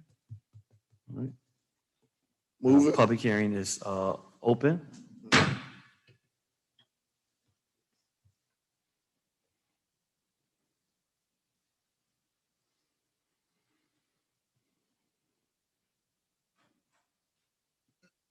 Good evening, Mayor and Commission. Janie Russell, 1210 Perry Street, Opa-locka, Florida, 33054. And as you all know, I'm the Executive Director and founder of Teen Upward Bound. And we look forward to bringing some good things over in what was known as the Triangle. And I would just like to say thank you to the manager and his team for assisting us in being able to start summer camp, and Parks and Recreation Director had to help us out a little bit. And to the police chief that came over and met with us personally to make sure that everything was going well. And I also want to give a shout out to my husband, Mr. Russell, that went over there and cleaned up the park and talked to the residents. Now, every other day, the residents are cleaning the park. They have a bag and they have their own little pick stick. And I don't know whether he muscled them or what, but they're cleaning it up so we don't have to do it every morning.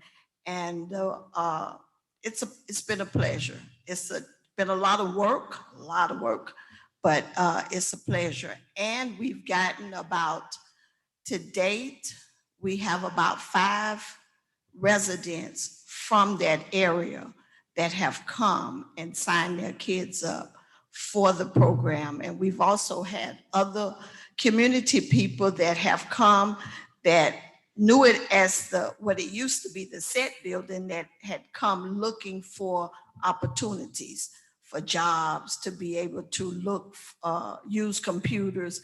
So we have been giving them, referring them to, other resources that we know.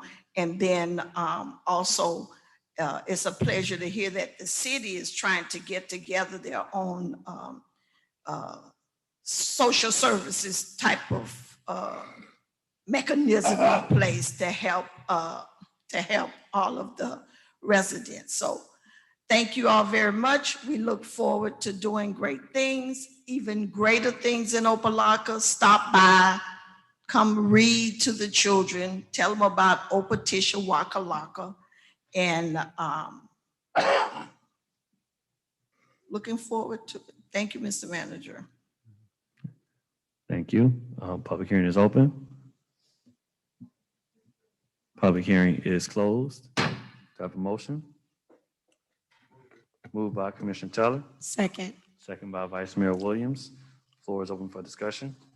Mr. Mayor, Commissioner Burke.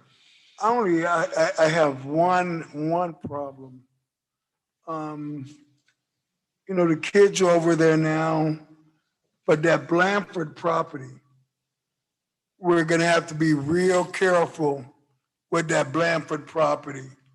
Something should have been done with that property years ago, but now that we're gonna have them kids there, we have people living in that Blanford property. And it's overgrown, and it's a health hazard. But I'm just concerned about people living and sleeping in that building and our kids being there. But hopefully I'll get with the manager and code enforcement on that. But I just want the Russells to be aware that there is people living in that building. So let's just keep a good eye out for the kids. Thank you. Any other discussion on the item? Yeah, I just want to kind of piggyback on Commissioner Burke's point. The old Bradford building has been one of those properties that has been problematic. When we moved to build the park, it was an outsourced then, and the city position was that it, I guess, was on some demolition list that never, I guess, happened. So we decided to put a mural on that building, and to kind of mask the fact that it was an eyesore, and to add to the area. Yeah, I would like to see something done about that as well, as most of the derelict properties in that area, really just adds to the crime and violence, and almost serves as safe havens for the very same sort of criminal activity that we're trying to prevent.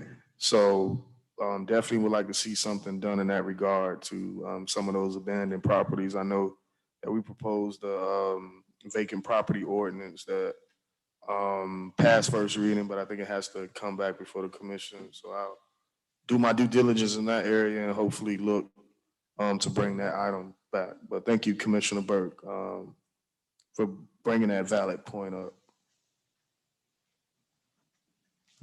Anyone else? Mr. Mayor. Vice Mayor Williams. Thank you again, also Commissioner Burke, for bringing that up. I just want to also, as someone who's over there every day, I shall not say why, but I will say that police presence is probably critical in that area, and I'm sure the chief has stepped that up. I have seen that area, seen Magnolia North. I've personally seen the residents cleaning up the area, the street, taking pride. Mr. Russell is out every day with others, sweating, picking up trash, doing the work. So I can tell you that much appreciation.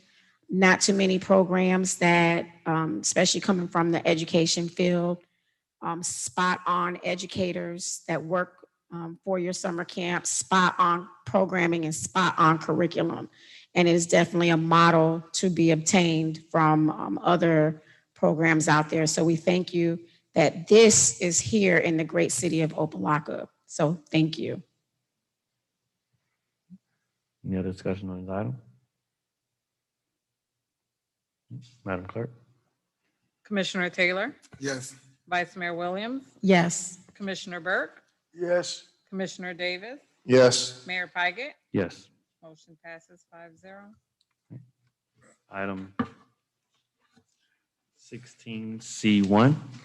A resolution of the City Commission of the City of Opa-locka, Florida, adopting the stormwater non-ad valorem assessment rule for fiscal year 2022, providing for incorporation of recitals, providing for an effective date. This is sponsored by the city manager. Do I have a motion? Hold this public hearing. Public hearing is open.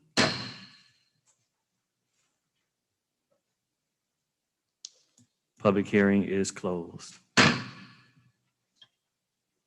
right. Do I have a motion? Moved by Commissioner Taylor, Second. second by Vice Mayor Williams. Floor is open for discussion. Mr. Mayor. Commissioner Davis? Thank you. And also thank you to the manager for the response that you provided during Citizens Forum.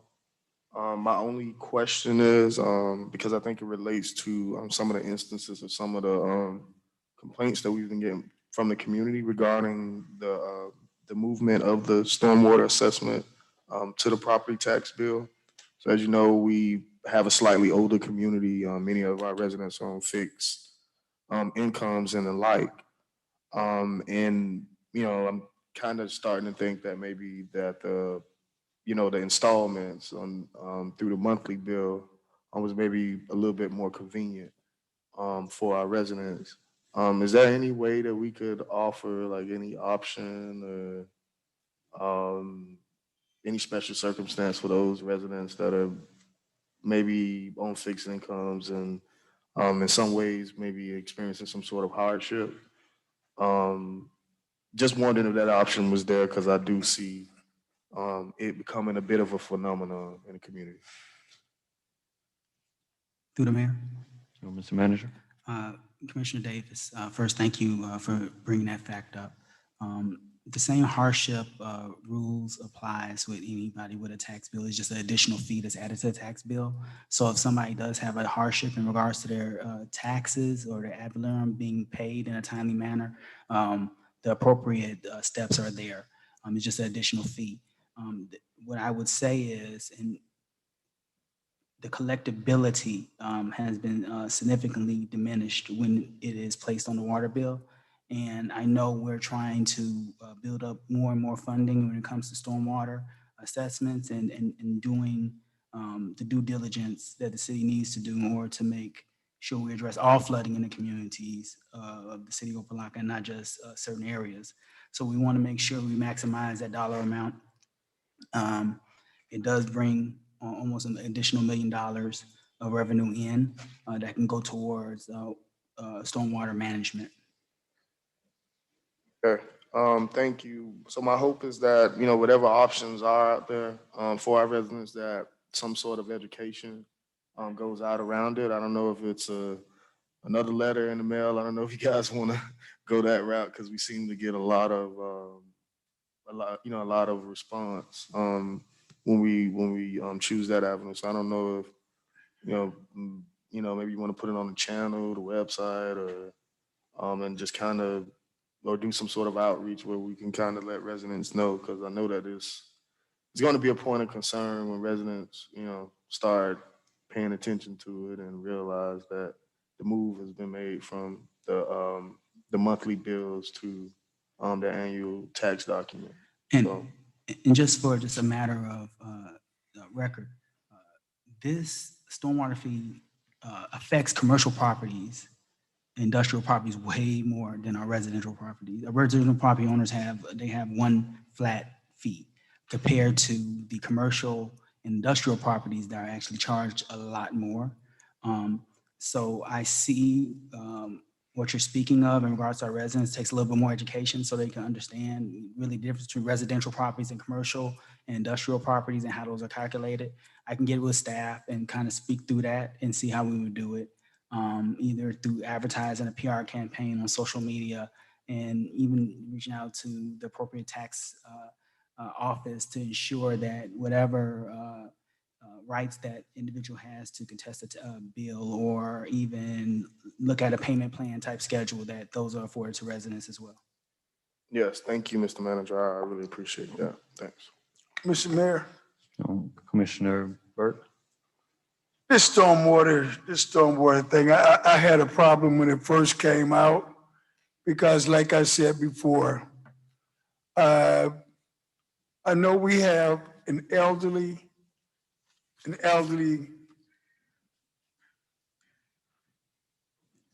based residents that's on fixed income. And it seems like whenever we start looking for money, they're the ones to be hit. Now, all the years that we've been here, the stormwater has been on the water bill, just like the lady got up tonight. Now, we're looking for money, so we go ahead and we put it on the taxes. I mean, but still, you say, okay, it's easier to collect that way. But then, I said before, these elderly people that are on a fixed income and can't afford this, it's gonna cost them some hardship. It's gonna do more for Opa-locka because Opa-locka gets to get $1 million more. But it's gonna cost the elderly people a hardship. You say, oh, it's only $77, but if I was paying that $77, $6 a month, it wasn't no problem. Now, my tax has gone up again. But anyhow, I didn't support it then, I won't support it now.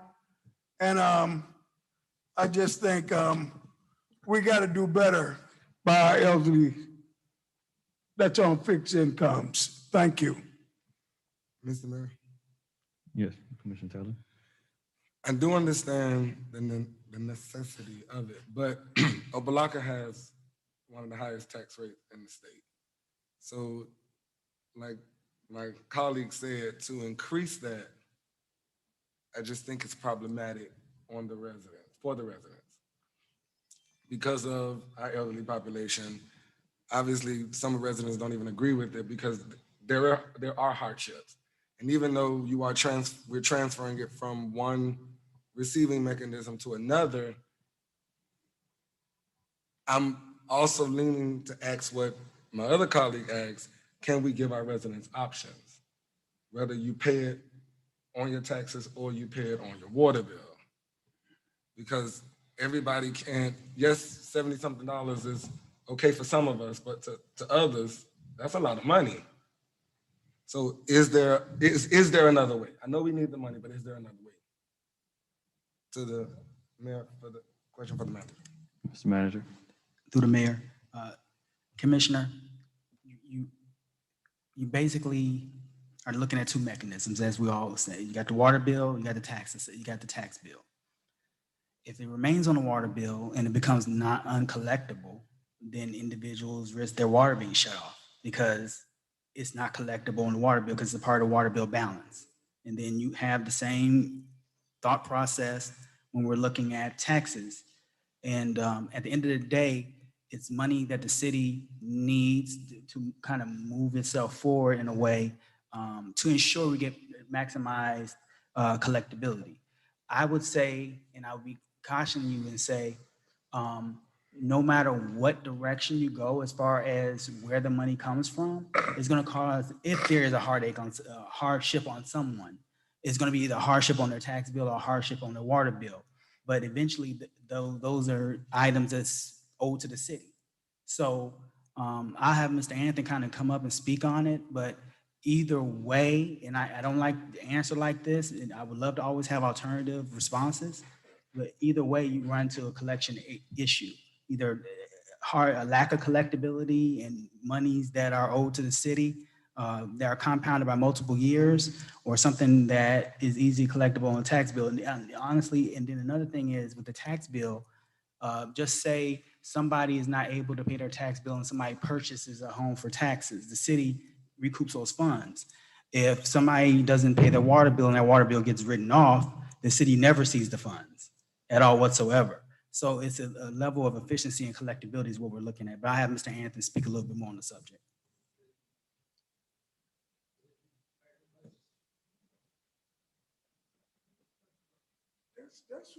Oh, it is. My bad, I apologize. Good evening, Bob Anthony, Budget. One point I think may ameliorate this a little bit. I think everybody knows that if you have problems with your property tax bill, you can pay it on an installment plan quarterly. So this would add, if somebody has a need to pay their tax bill quarterly, that would add $18 per quarter. So yes, $72 at 112 hoop is maybe too big a bite for some folks, but they can spread that over 4 payments each year. And the question is whether you can set it up such that it's a optional assessment. Assessment has to be all or nothing. We can't do it on a partial basis. Okay, but Mr. Underground, I understand we needed the $72, but $6 a month versus 72 at the end of the year, just, some of us can afford it, but others can't. So that's why I said there's installment plan, so it'd be $18 every quarter. Oh, that was the option that you. That's an option that's offered by the county. It's not our option. Anytime anybody has a problem with their property tax bill, they can pay it on quarterly installments. But with those quarterly installments, when there's a penalty for that, right? There may be a small percentage, but a small percentage on $18. So I'm back at square one. I can't afford to pay it, and then you're going to charge me because I can't afford to pay it. I think it would be pennies on the $18, honestly. To you, it may be pennies, but to somebody else, a penny is a lot of money. All right, let me jump in this really quickly, because this is one of our major challenges when it comes to this flooding. And the main reason why it's happening in this way is that we're having difficulty, had difficulty getting funds and getting commercial properties to pay their fair share. So while there may be a small elderly population that may have issues, we as a commission can create a budget, $10,000, $7,000 to put aside to provide a fund for those that may need that. That's something we can propose. We can raise funds. We can advocate for Miami-Dade County to have a program to make sure that those seniors and residents that may have challenges in paying that can get some relief. But to handicap our efforts to address the flooding that we're going to get a lot of calls about this over these next few weeks. And as we had residents come here and say they had flooding in their own houses, we need to maximize that collectible dollars now. So it's a debate about whether or not we're going to get $500,000 extra to our tax bill and to our revenue so that we can do stormwater, or we're not. And we're going to have difficulty trying to collect through a water billing process. And that comes with fees and other different things. So just to keep that in mind as we vote on this, because this is a major step to address the flooding throughout the whole city of Opa-locka and make sure that those commercial properties pay their fair share. We can take care of our residents if we need to. Mr. Mayor. Vice Mayor Williams. Thank you. I wanted to ask Mr. Manager, or I guess say this before I ask the question. Seems to me that the residents had a hard time understanding the letter and not so much I didn't hear that it was they had hardships and pain. I myself came home from work and my own mother opened the letter and asked me, what does this mean? And this is a retired educator. So I think the issue is not so much can't afford it. The issue could be that they may not understand really and truly and fully. And again, I had to, as much as I could, break down the letter for her as well. So I'm wondering if a second letter that could possibly or potentially be broken down a little bit more clear, a little bit more, and I know because to me it was clear, but it is front, it's back, it's a lot to read. I had to extrapolate a lot of information and try to like sum it up in chunks. So I personally don't think that's the issue. I think the issue is they did not understand, and the readability of it made it seem as if their taxes were going up. Well, they are, but I mean, they are going up. But I mean, I'm saying, but why? Tell me why, and help me understand a little bit more clear. Give me the why a little bit more clear. So, and that's what I'm saying. I think that why wasn't as clear as it could have been. And that's just me in my own personal opinion. Thank you. Through the mayor. Mr. Manager. Mr. Anathan, how much did it cost to send those letters out to every resident in the city? Total about $2,200. Pardon me. Okay, so if it is the commission's will, if we need additional clarification or we need to send out, I think maybe send out a second letter may cause more No, confusion. I'm saying maybe hold a town hall, maybe hold a open forum so that it can be explained and have those residents come in a town hall type setting. So, and if you don't come, that's it. I mean, there's, I'm sorry. Through the mayor, Madam Vice Mayor, this is a public hearing that was advertised for the public to come out and provide a response today. And all we'll be doing is another public hearing and having them come out to ask for clarification. So this has been properly advertised for public hearing. The public hearing is scheduled for today. And this is in the correspondence that went out. So, I mean, I don't have a problem explaining it a little bit differently or even talking to staff tomorrow and trying to figure something out. But this was the public's time to express themselves as far as the public hearing process is concerned. Madam Vice Mayor, we can call a town hall later on in the year if we need to. So we can move forward with this. If it passes tonight, we can make sure we call that town hall and have that event to talk about hopefully water bills, stormwater, all that, and all the services that are available in the city and the changes that we're making. So that is something that is very possible for us to do. Okay. Any other discussion on this item? Madam Clerk, roll call. Vice Mayor Williams, Yes. Commissioner Burke, No. Commissioner Davis, Yes. Commissioner Taylor, No. Mayor Pygott. Yes. Motion passes 3-2. Mr. Manager? Thank you, Mr. Mayor. As everyone's, the manager's bi-weekly report was sent out to the commission, I want to say either yesterday or sometime today. It's quite lengthy in nature, and I don't have a problem doing a presentation on each slide, but I do have some clarification items. And what I do want to do is provide the responses to the city manager's action list based on research that the commission requested my office to do research on. And so I will be providing that report tonight.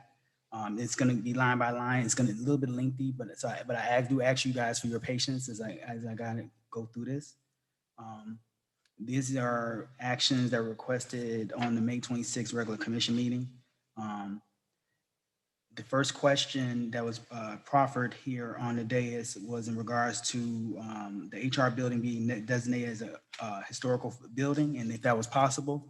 That was a request from Commissioner Davis, and research was done, and because the building does not have historical features and doesn't represent Opa-locka's history, there's no way for it to be considered a historic building. So I just wanted to make sure I clarify that. Vice Mayor asked in regards to illegal dumping initiative. I know software is out there. Budget amendment was just passed last commission meeting. I will make sure the staff schedules a follow-up meeting with the Vice Mayor within the next week and a half to go over the program and the implementation, make sure we're meeting your expectations. There is a question in regards to what the CMO's office is doing to ensure checks and balances in the bill and licensing department. So the department was relocated to be able to segregate duties. Payments have been now being accepted by a cashier, and we do not accept cash. I have not accepted cash for some quite lengthy period of time, but we wanted to make sure we provide clarification on that matter. As far as the police department and what properties are being earmarked or what the plan for the property is, right now staff is doing assessment of properties that are owned by the city, owned by other entities within the area, the current police department site where it currently is, and we're looking at a multi-layered approach. The state has not reached out to the city as of yet in regards to, because it will be treated as a grant, as far as the grant stipulations. We did receive correspondence in regards to the $100,000 for parks and recreation, but we have not received anything from the state in regards to $1.125 million that was issued. So we're currently waiting feedback in regards to that. And how it fits with the 5-year plan and additional financing options is really based on the site we use. If we determine to use the same site that the current police department is on, of course, that'd be somewhat cheaper if a remodel is done compared to a tear down. If we're using a site that has no development on it at all whatsoever. So there's various different contingencies that we're looking at in regards to that. In regards to holding developers accountable, the city's development agreement does speak of best efforts to employ city residents, but there's a legal threshold to employ, but you cannot force employment. I think Commissioner Davis kind of spoke on that earlier, and I know that question was proffered by Mayor Paget and Commissioner Burke.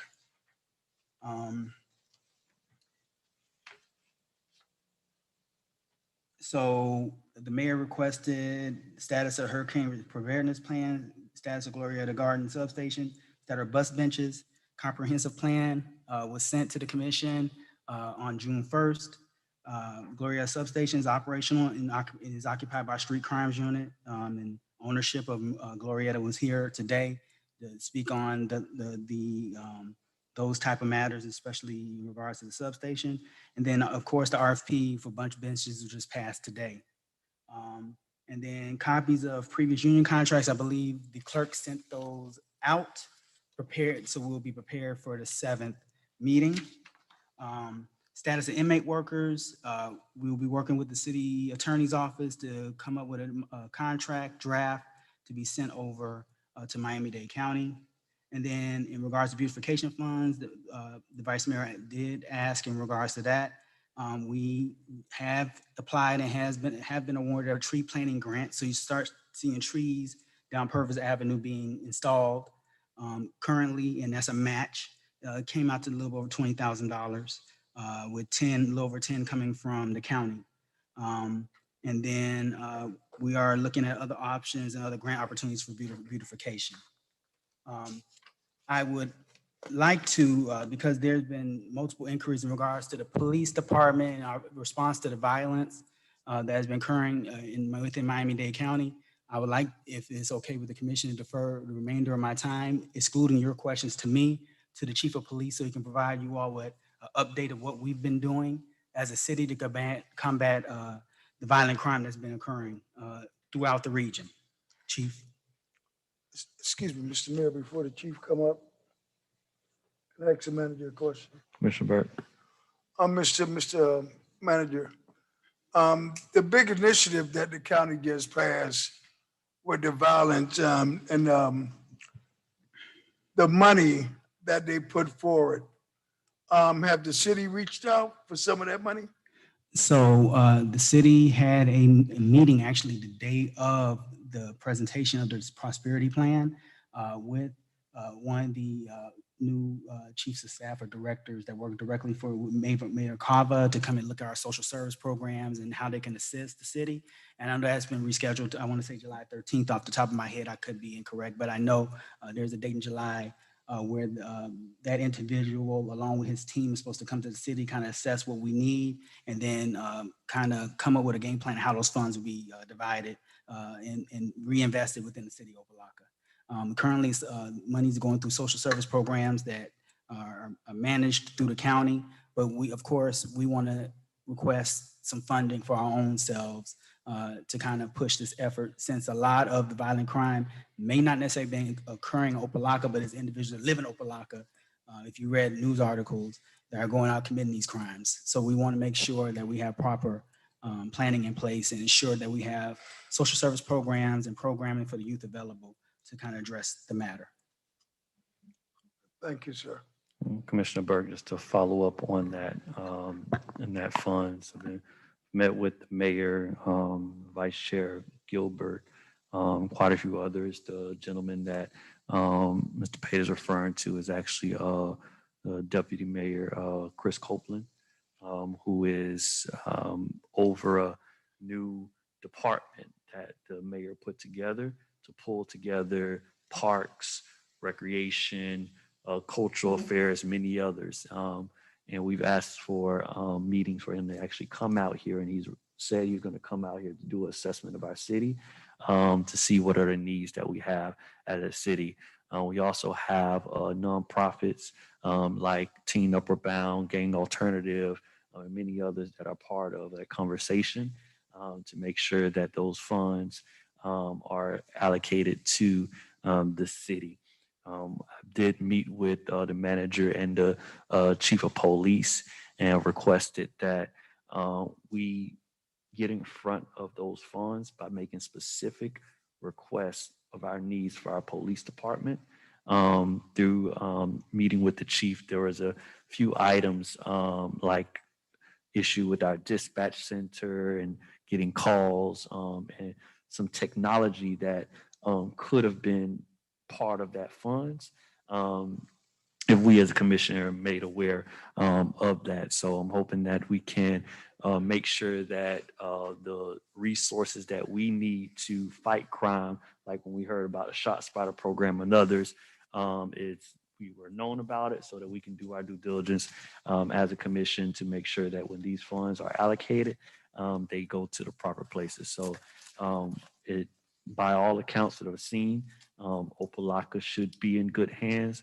We got to make sure that we follow through and get the funds allocated. So I'm looking forward to that. And I got to give a lot of respect for Mayor Danielle Levine Cava, who is a big champion for Opa-locka and our vice chair, and many of actually the chiefs, Chief Ramirez for the Miami-Dade PD. So we do have a lot of good people looking out for us. And I think as long as we continue to advocate, we should be able to get those funds.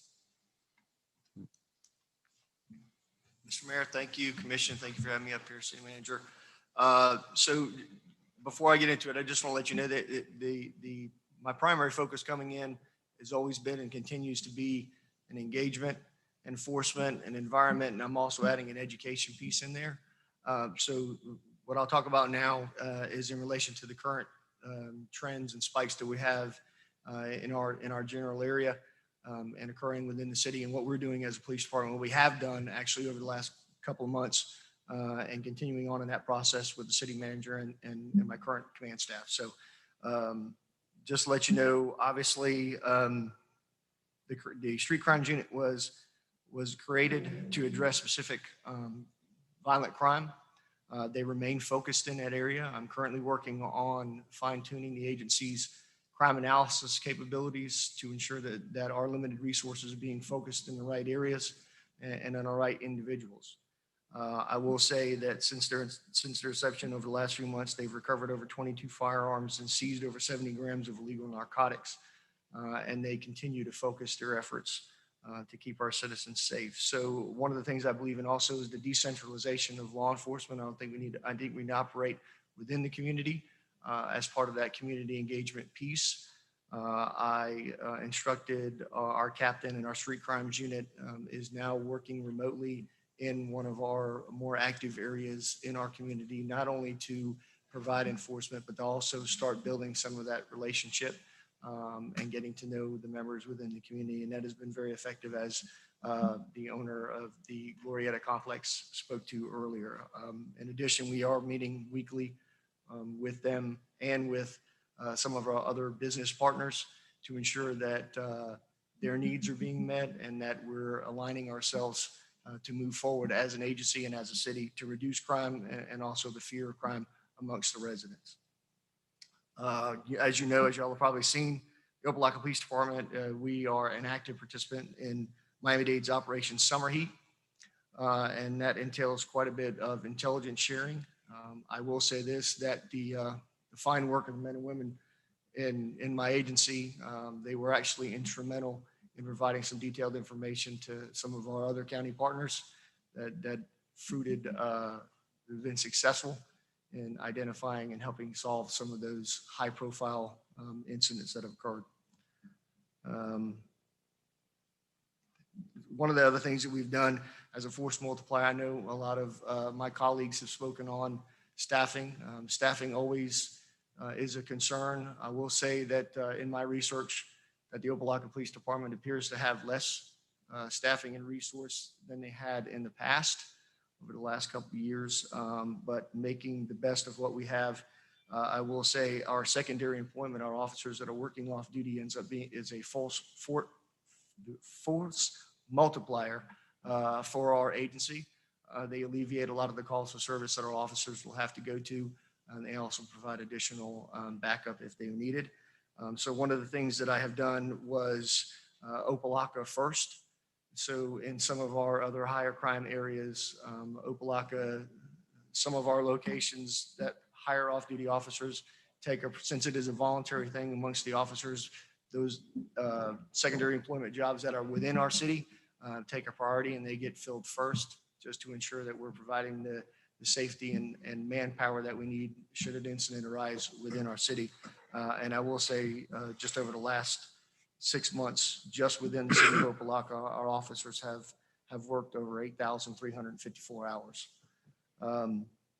In addition to the summer heat, we were also partnering some of our local agencies, some of our surrounding agencies, and we are active participants in the multi-agency task force, and that we're coming out and coordinating efforts.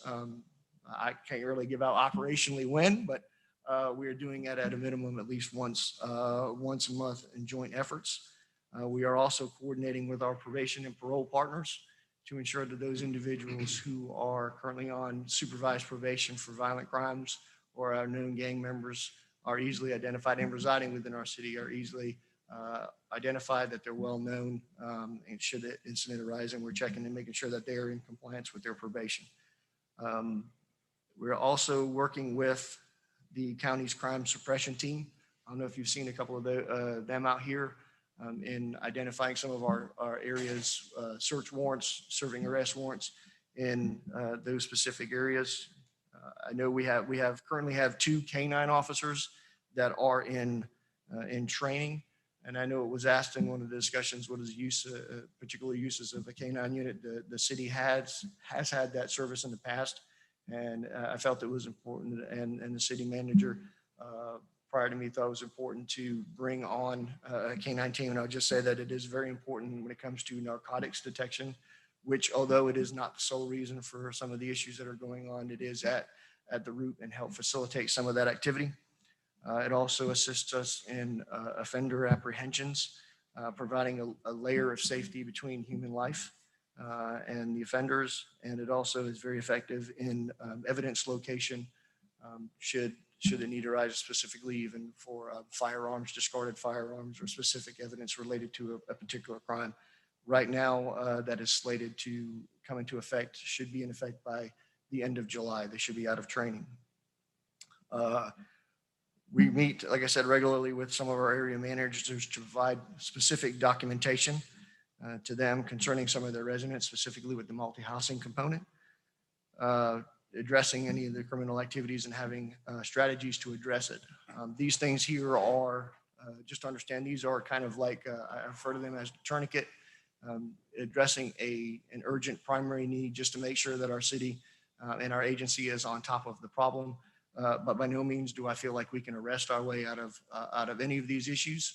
And I have long-term approaches to kind of incorporate into some of this, taking our agency and our city forward. For example, with the multi-housing, I already have legislation which could be going to our attorney, and also some community programs, if I could work on staffing levels to get it staffed full-time, to address and work very, very closely with our multi-housing partners, specifically working out of a program, the crime-free multi-housing approach, which comes out of Arizona, has been very effective and shown to be for many, many years.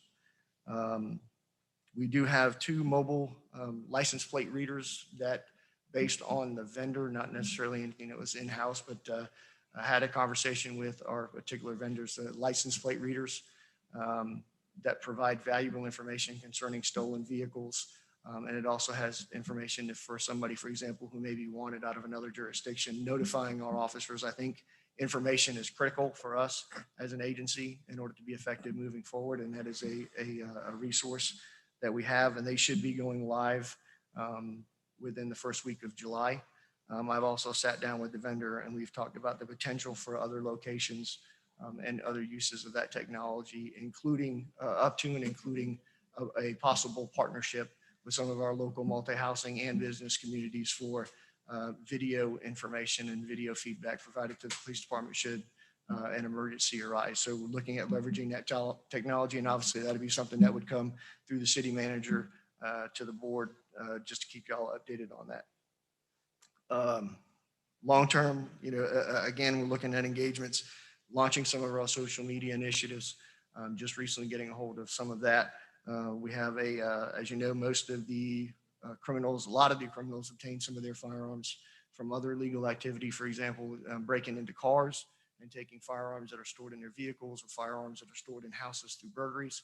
So we're in the process of launching a campaign. I call it the Opa-locka, similar to the 9 p.m. routine, launching it through social media, just to making sure that our residents are engaged, understand what the problem is, and try to take whatever preventative measures that we can to keep those and that property out of the hands of criminals. I am continuing to do my community walks. I have a community walk scheduled even for as early as next week on Monday at Glorieta Gardens, which I invite any of the commission members who wish to participate just to get out there. And y'all are always more than welcome to join me, but I think it's important for me to get out there and talk to the community directly. I also have a couple other programs in place, Coffee with the Cop, Lunch with the Law.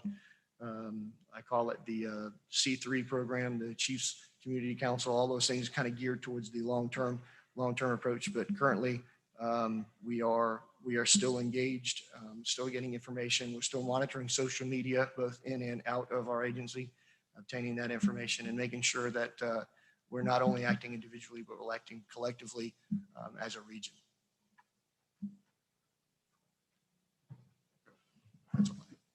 All right, does that conclude your report, Mr. Manager? Yes, Mr. Mayor, I'll take any questions from the commission at this time or any questions directly to the chief of police. All right, Mr. Mayor? thank you, Chief, for your comments. And Mr. Mayor, could I ask? I got you. Thank you. No. Stay here. I just wanted to just thank you for your comments and your report to the people in this community. All right. Thank you, sir. Chief, what size department is your department supposed to be? How many men are you supposed to have? That's Commissioner Burke. Thank you for asking that question. I think it's kind of relative. It just depends. I can tell you, and I can't give you the accurate answer. I'd have to look at the specific information. I want to say, but it would be close to about a half a dozen shy. If I look correctly at where we were previously, even a couple of years ago, I want to say it's about maybe a half a dozen shy. We're about 48 sworn right now. So we're like 6 short.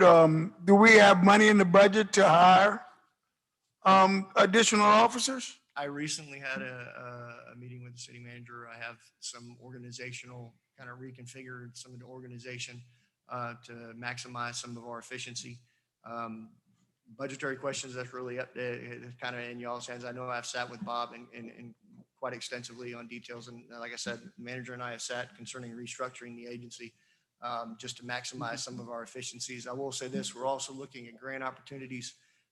We are applying for the COPS grant, community policing, and those individuals, that resource to me is critical. I have a lot of community programs, but just to be honest, I mean, I'll say this and I'll say it publicly, community policing is an agency-wide philosophy.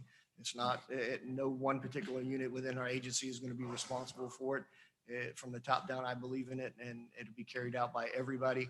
But specifically for programs like the multi-housing, like those, like the POW, or like the Explorer programs, requires a committed resource. I currently do not have that resource available to fully commit to those programs until that piece is obtained. And I will say, just in Vice Mayor's statements from previously, in the Jacksonville community, part of the community outreach, y'all familiar with the broken windows theory, some of that component also has a blight like the septed and those environmental factors, which is part of my commitment to address some of those root cause, which we have also addressed.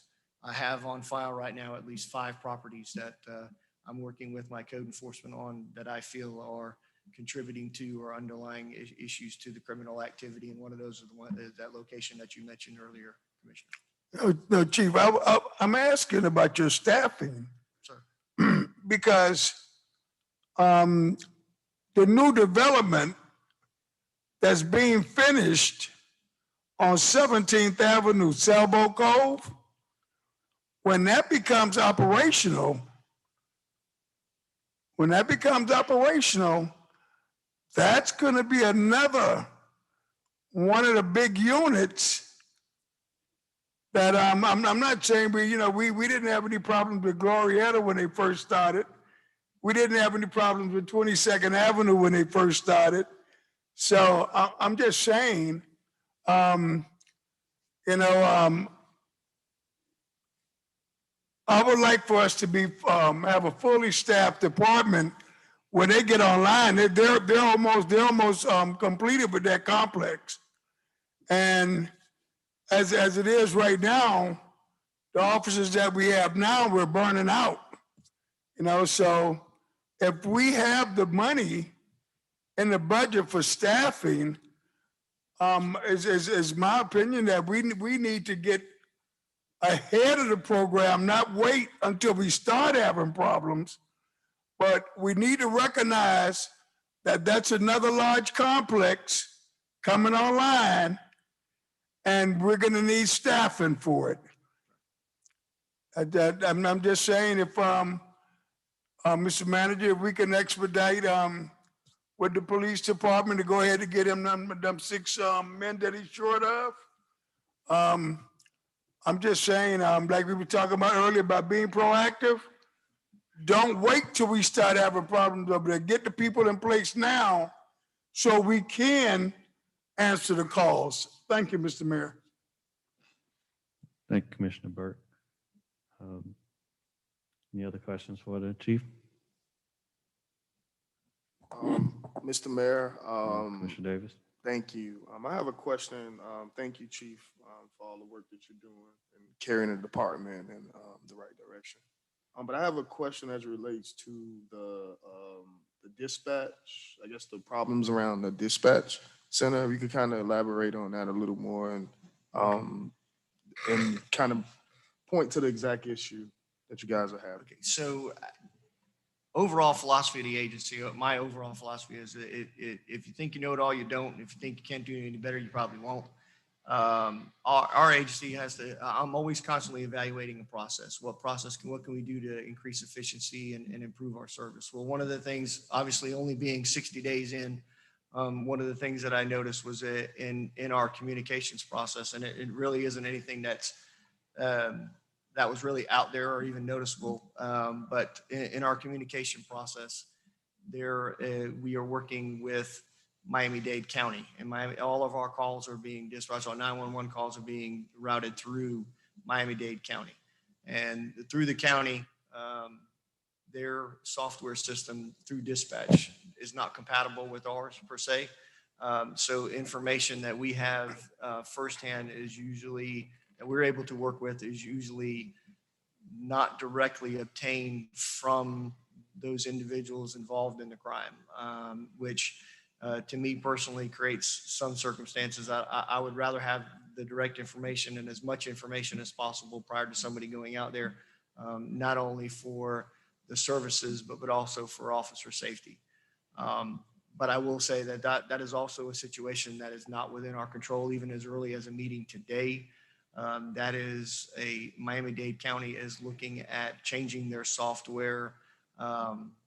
They're going out for RFPs and they're looking at altering what they're doing. So we're kind of in a standby until the decision is made on the county level to improve that. That's a topic that's been up for a while, and that was a discussion that occurred a couple of years ago. But as soon as that presents itself, I would obviously be back here to the commission trying to, looking at budgetary reasons in order to create that patch.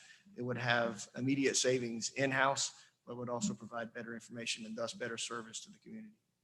Okay, I know that was a point of concern in the past because I was actually the person that brought it up.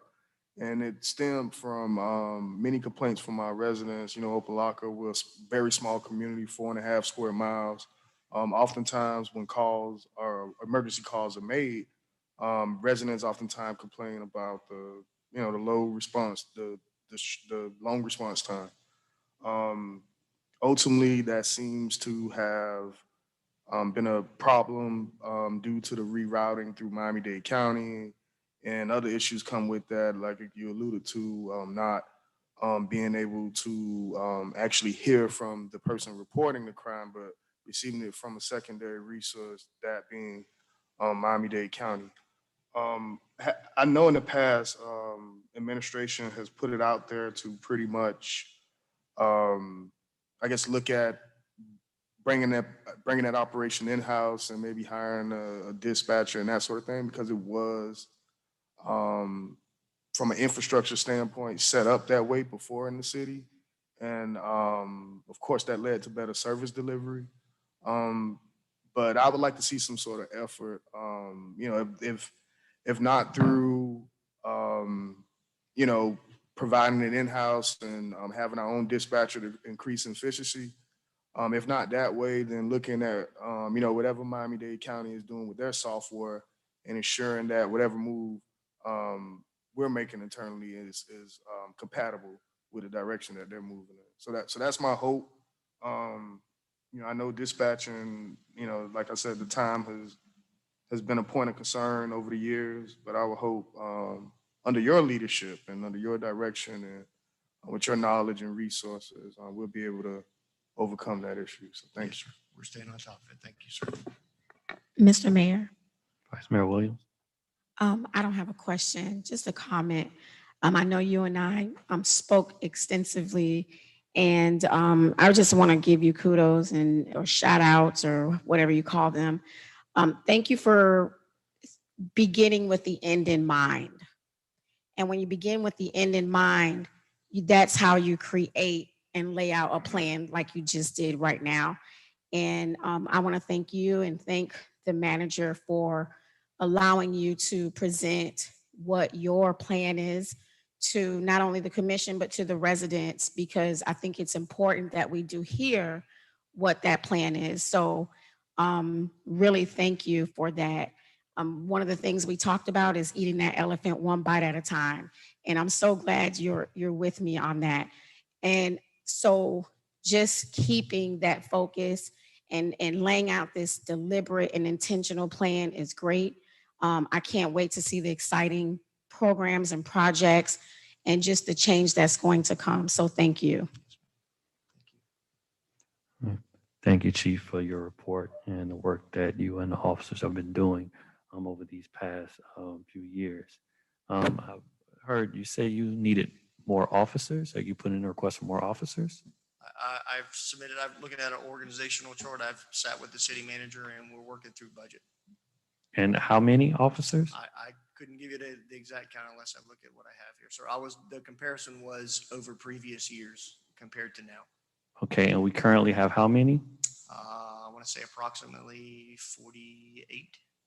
Okay. That includes all command staff and supervisors. Okay, because last year we enlisted Miami-Dade County to do a review of our police department. And it was a very comprehensive review. And on page 12 of that report, they have a staffing allocation of 41 officers. And it says that the department's 41 sworn officers are sufficient to handle the call volume and investigative workload. And then when comparing us with similar sized cities in Miami-Dade County, if we were to add more officers, because I think similar sized cities, the max is 50 officers that based upon this report, that will put us in the high end. So in seeing what they wrote and hearing where we are now, I'm wondering, is there, have you put together a plan or Mr. Manager to address these findings or recommendations in our department? And if so, can we see that so we can see the response from our side and our department side about what Miami-Dade County is saying and what our plans are to address that? Sure. Like I said, Mr. Mayor, thank you. I've spoken with the city manager. Like I said, I've talked about restructuring the organizational chart and organizational structure to make our resources as efficient as we possibly can. I've seen the Miami-Dade report. I've looked at it. I've checked on it. I'm working on it. Obviously, 60 days in, you can only eat so much of that elephant at a time. I cannot state the rationale behind the Miami-Dade report. I would like to know some more information, just an additional, the 41 being sufficient, what information they used, what they based that information on, as far as that being sufficient. I am working on, like I had presented to the commission before, a Lexapol policy.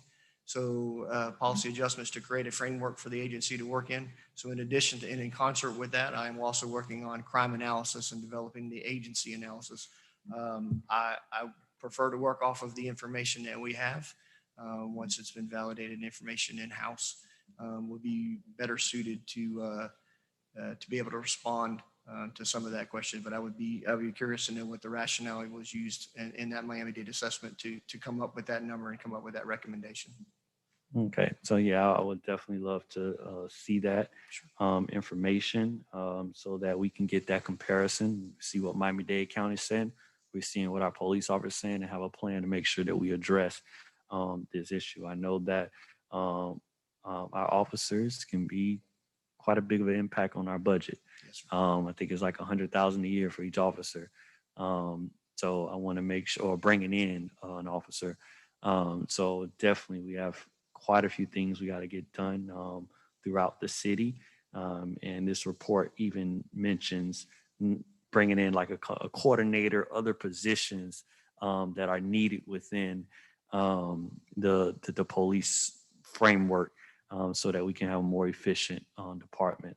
So look forward to seeing that so that we are handling public safety. All right, any other questions for Chief? I have a question, Mr. Mayor.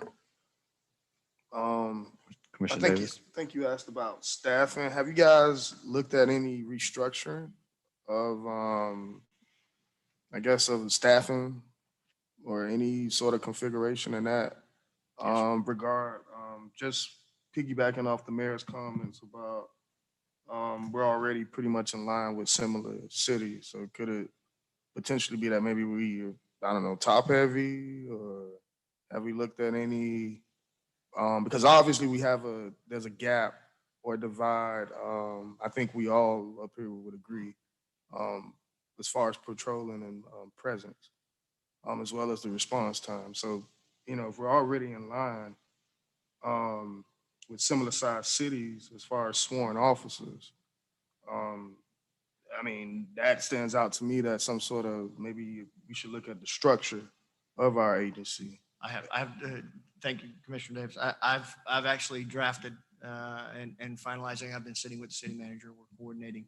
I've offered some restructuring again to maximize what we're doing. I can tell you that as a steward of the public funds, I won't come up here in front of the commission as the chief, or I won't go to the city manager and make a request if I didn't feel it was absolutely necessary, and two, I couldn't be able to justify it or substantiate it with more than just an opinion. And I'll say that this agency, the size of this agency, based on the information that I have seen historically, is smaller than it has been.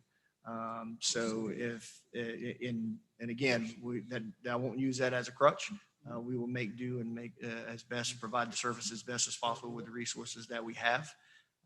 But I can just tell you based on comparison. But again, I won't come to the commission or make any requests based on the agency just on a hunch. It would be substantiated. But the reorganization and the restructuring is definitely something considered, including civilianizing some of the positions that are sworn, better use that resource somewhere else. And also some issues that we had regarding the number of, we have a supervisor's test now, ensuring that officers have the appropriate supervision out there on the road as well is important. Okay, thank you. Thank you. And the document I refer is very insightful to my colleagues. So yeah, very, very insightful. All right, no other questions for the manager? I mean, any other questions for the manager? Mr. Manager, I do want to address a few things. We have not been receiving the reports on these 4 major challenges. And it's something that is very serious to our city with our finance department, our water billing, our flooding and Durham moratorium, and also our capital improvement projects such as Cairo Lane. And those are critical things that affect us on many different levels as a city, and it's responsible for us moving forward. So could you please begin to provide us those reports on those 4 major challenges and where we are to make sure that we are in alignment with the timetable for taking care of those? Mr. Mayor, first, thank you for expressing your concern. Secondly, to provide clarification, staff is currently overtaxed. We have an operational audit that's currently in place and ongoing, that the state is actually in our facility, in our building on an everyday basis, requesting our finance department, other departments provide information is the first thing. We have a financial audit that will be hopefully closed out by Tuesday, and other priorities that have came up. I will speak to staff in regards to providing a update.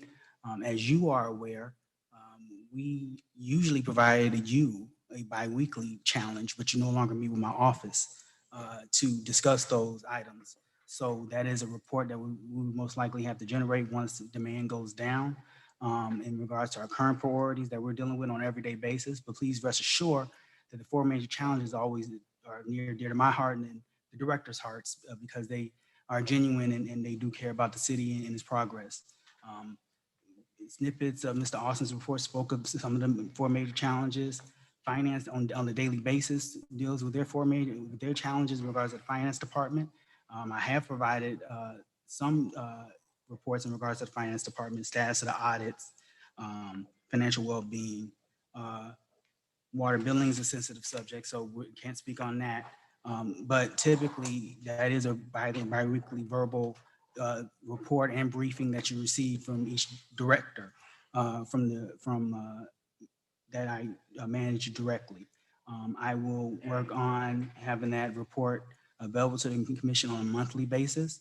Also, finance department should be able to provide actual financials and financial updates based on accurate numbers once this last audit is closed out, and due to the fact that we have current reconciliations that are occurring within the finance department. So I apologize, and if you feel that we've been slacking on that priority, just know we have a whole bunch of other competing priorities that are going on simultaneously at the same time. But duly noted, sir, and we'll make sure we address it appropriately. Yes, those reports were provided to the people in the commission on a monthly basis, at the very least, regularly. And we need to have very clear communication with where we are with our getting our finances and our audits together, taking care of the stormwater flooding. In regards to that, one of the items within that is our stormwater. We approved the RFP. We did a study, and I think in our last infrastructure workshop, we were supposed to get some information back in May in regards to that stormwater assessment. Where are we in regards to our stormwater assessment and those proposed projects to tackle the flooding throughout the city? Mr. Austin, if you want to come up and give a brief update of where we're at before our clarifications to the mayor and commission. Pertinent to the stormwater master plan, or the Area Austin Public Works CIP. Pertinent to the stormwater master plan, we are getting bi-weekly updates from the consultant on this initiative. They deployed the model and it did not provide them with the results that they were expecting. The model has since been tweaked and we will have an update in the month of July at the second commission meeting with a priority list of projects to move forward with this stormwater project. Okay, so in July, we'll get the priority list. Okay, and in regards to Cairo Lane, what's the status of moving in that project? The project is ongoing and we do provide bi-weekly updates in our CIP report pertinent to all of our major projects that are ongoing with specific timelines and any slippages that may occur. The Caroline project is ongoing and like I said earlier, we are waiting on the contractor to sign an agreement with the subcontractor so we could bring it back before the commission as not as an emergency procurement, but a procurement under the selected subconsultant so we could get this project paid for by the state. This was brought to us by the state that they do not like the way it was procured and they would prefer to see it under the contractor itself. So we're working towards accomplishing that goal.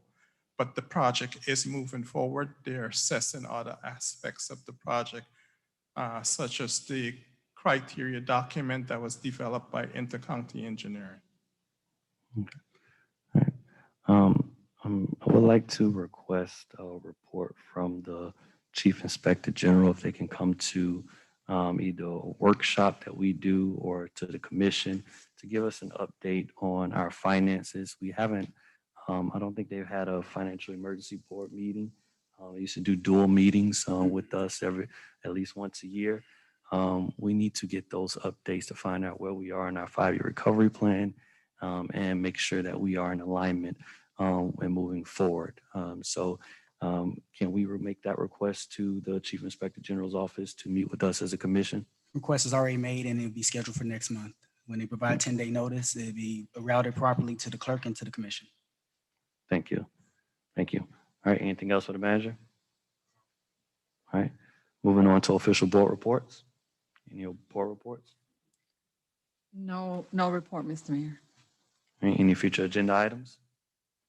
Mr. Mayor, 2. Commissioner Taylor?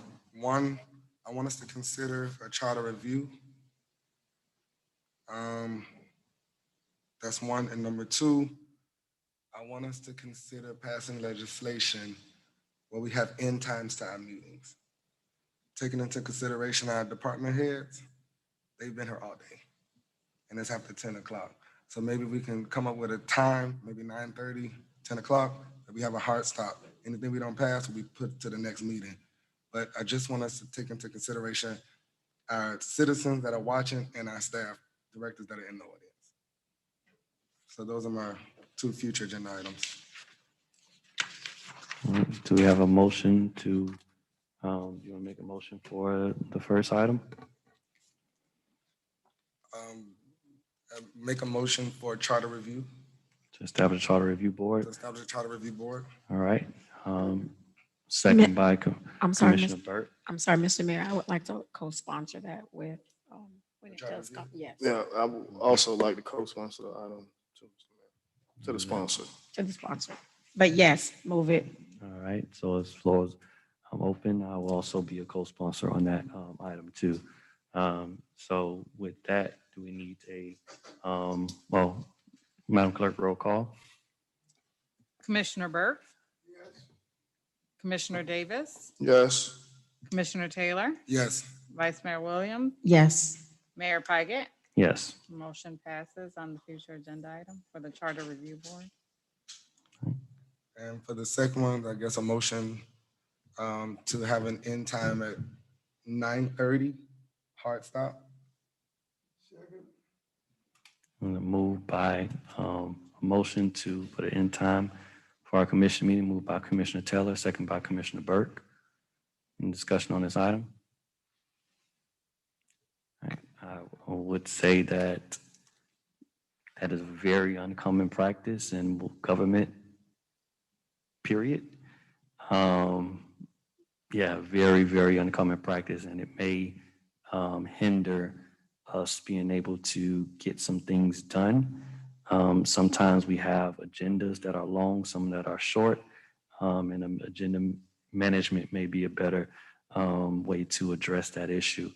But it is very difficult because a lot of the reports and things we have to go through and the amount of agenda items we have to pass and the details that staff present many times. So yeah, we just have to consider that at the moment. Any other discussion? Madam Clerk? Commissioner Davis? Yes. Commissioner Taylor? Yes. Vice Mayor Williams? Yes. Commissioner Burke? Yes. Mayor Pygott? No.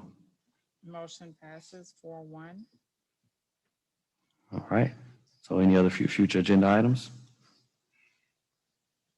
Any reports from the Mayor Commission? Mr. Mayor. Commissioner Davis?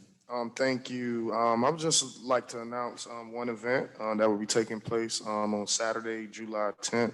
So on that day, I will be partnering with Mr. Wayne Rawlings from the Walking One Stop Violence Reduction Initiative throughout Miami-Dade County. Mr. Rawlings partners with various cities, City of Miami, Miami Gardens, in an effort to bring much needed critical resources directly to the door of residents.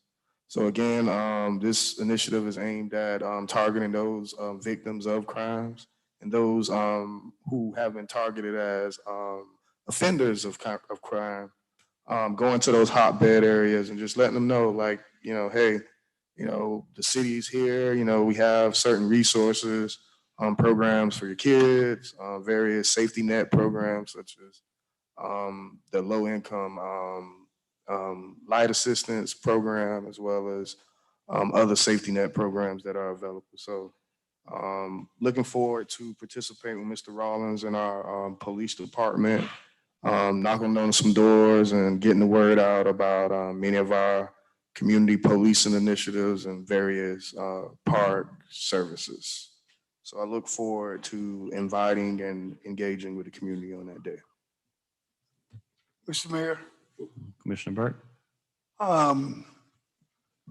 July 10th is also our police meet and greet at Shabandi Village.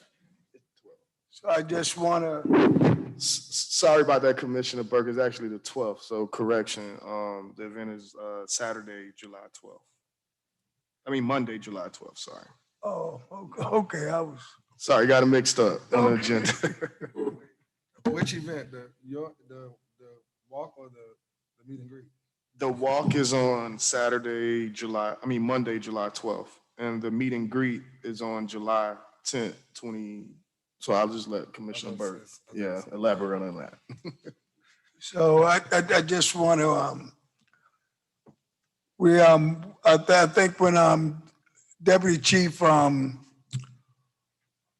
Jenkins get back, we're gonna put a meeting together so we can go ahead and put the final touches on this, because I would really like for it to be nice, not only for our residents, but for our officers.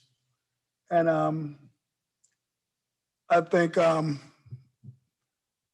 it should be a great project. And I'm glad everybody's on board. Thank you. Mr. Mayor, Vice Mayor Williams. I want to thank publicly Commissioner Burke for partnering and asking me to partner with the Father's Day fish fry. It probably was just one of the, I had a great experience. I worked, Commissioner Taylor, you saw me work, thank you. But I think, and I do believe, although it was for the male employees, a whole lot of female employees ate too. That's what we're talking about.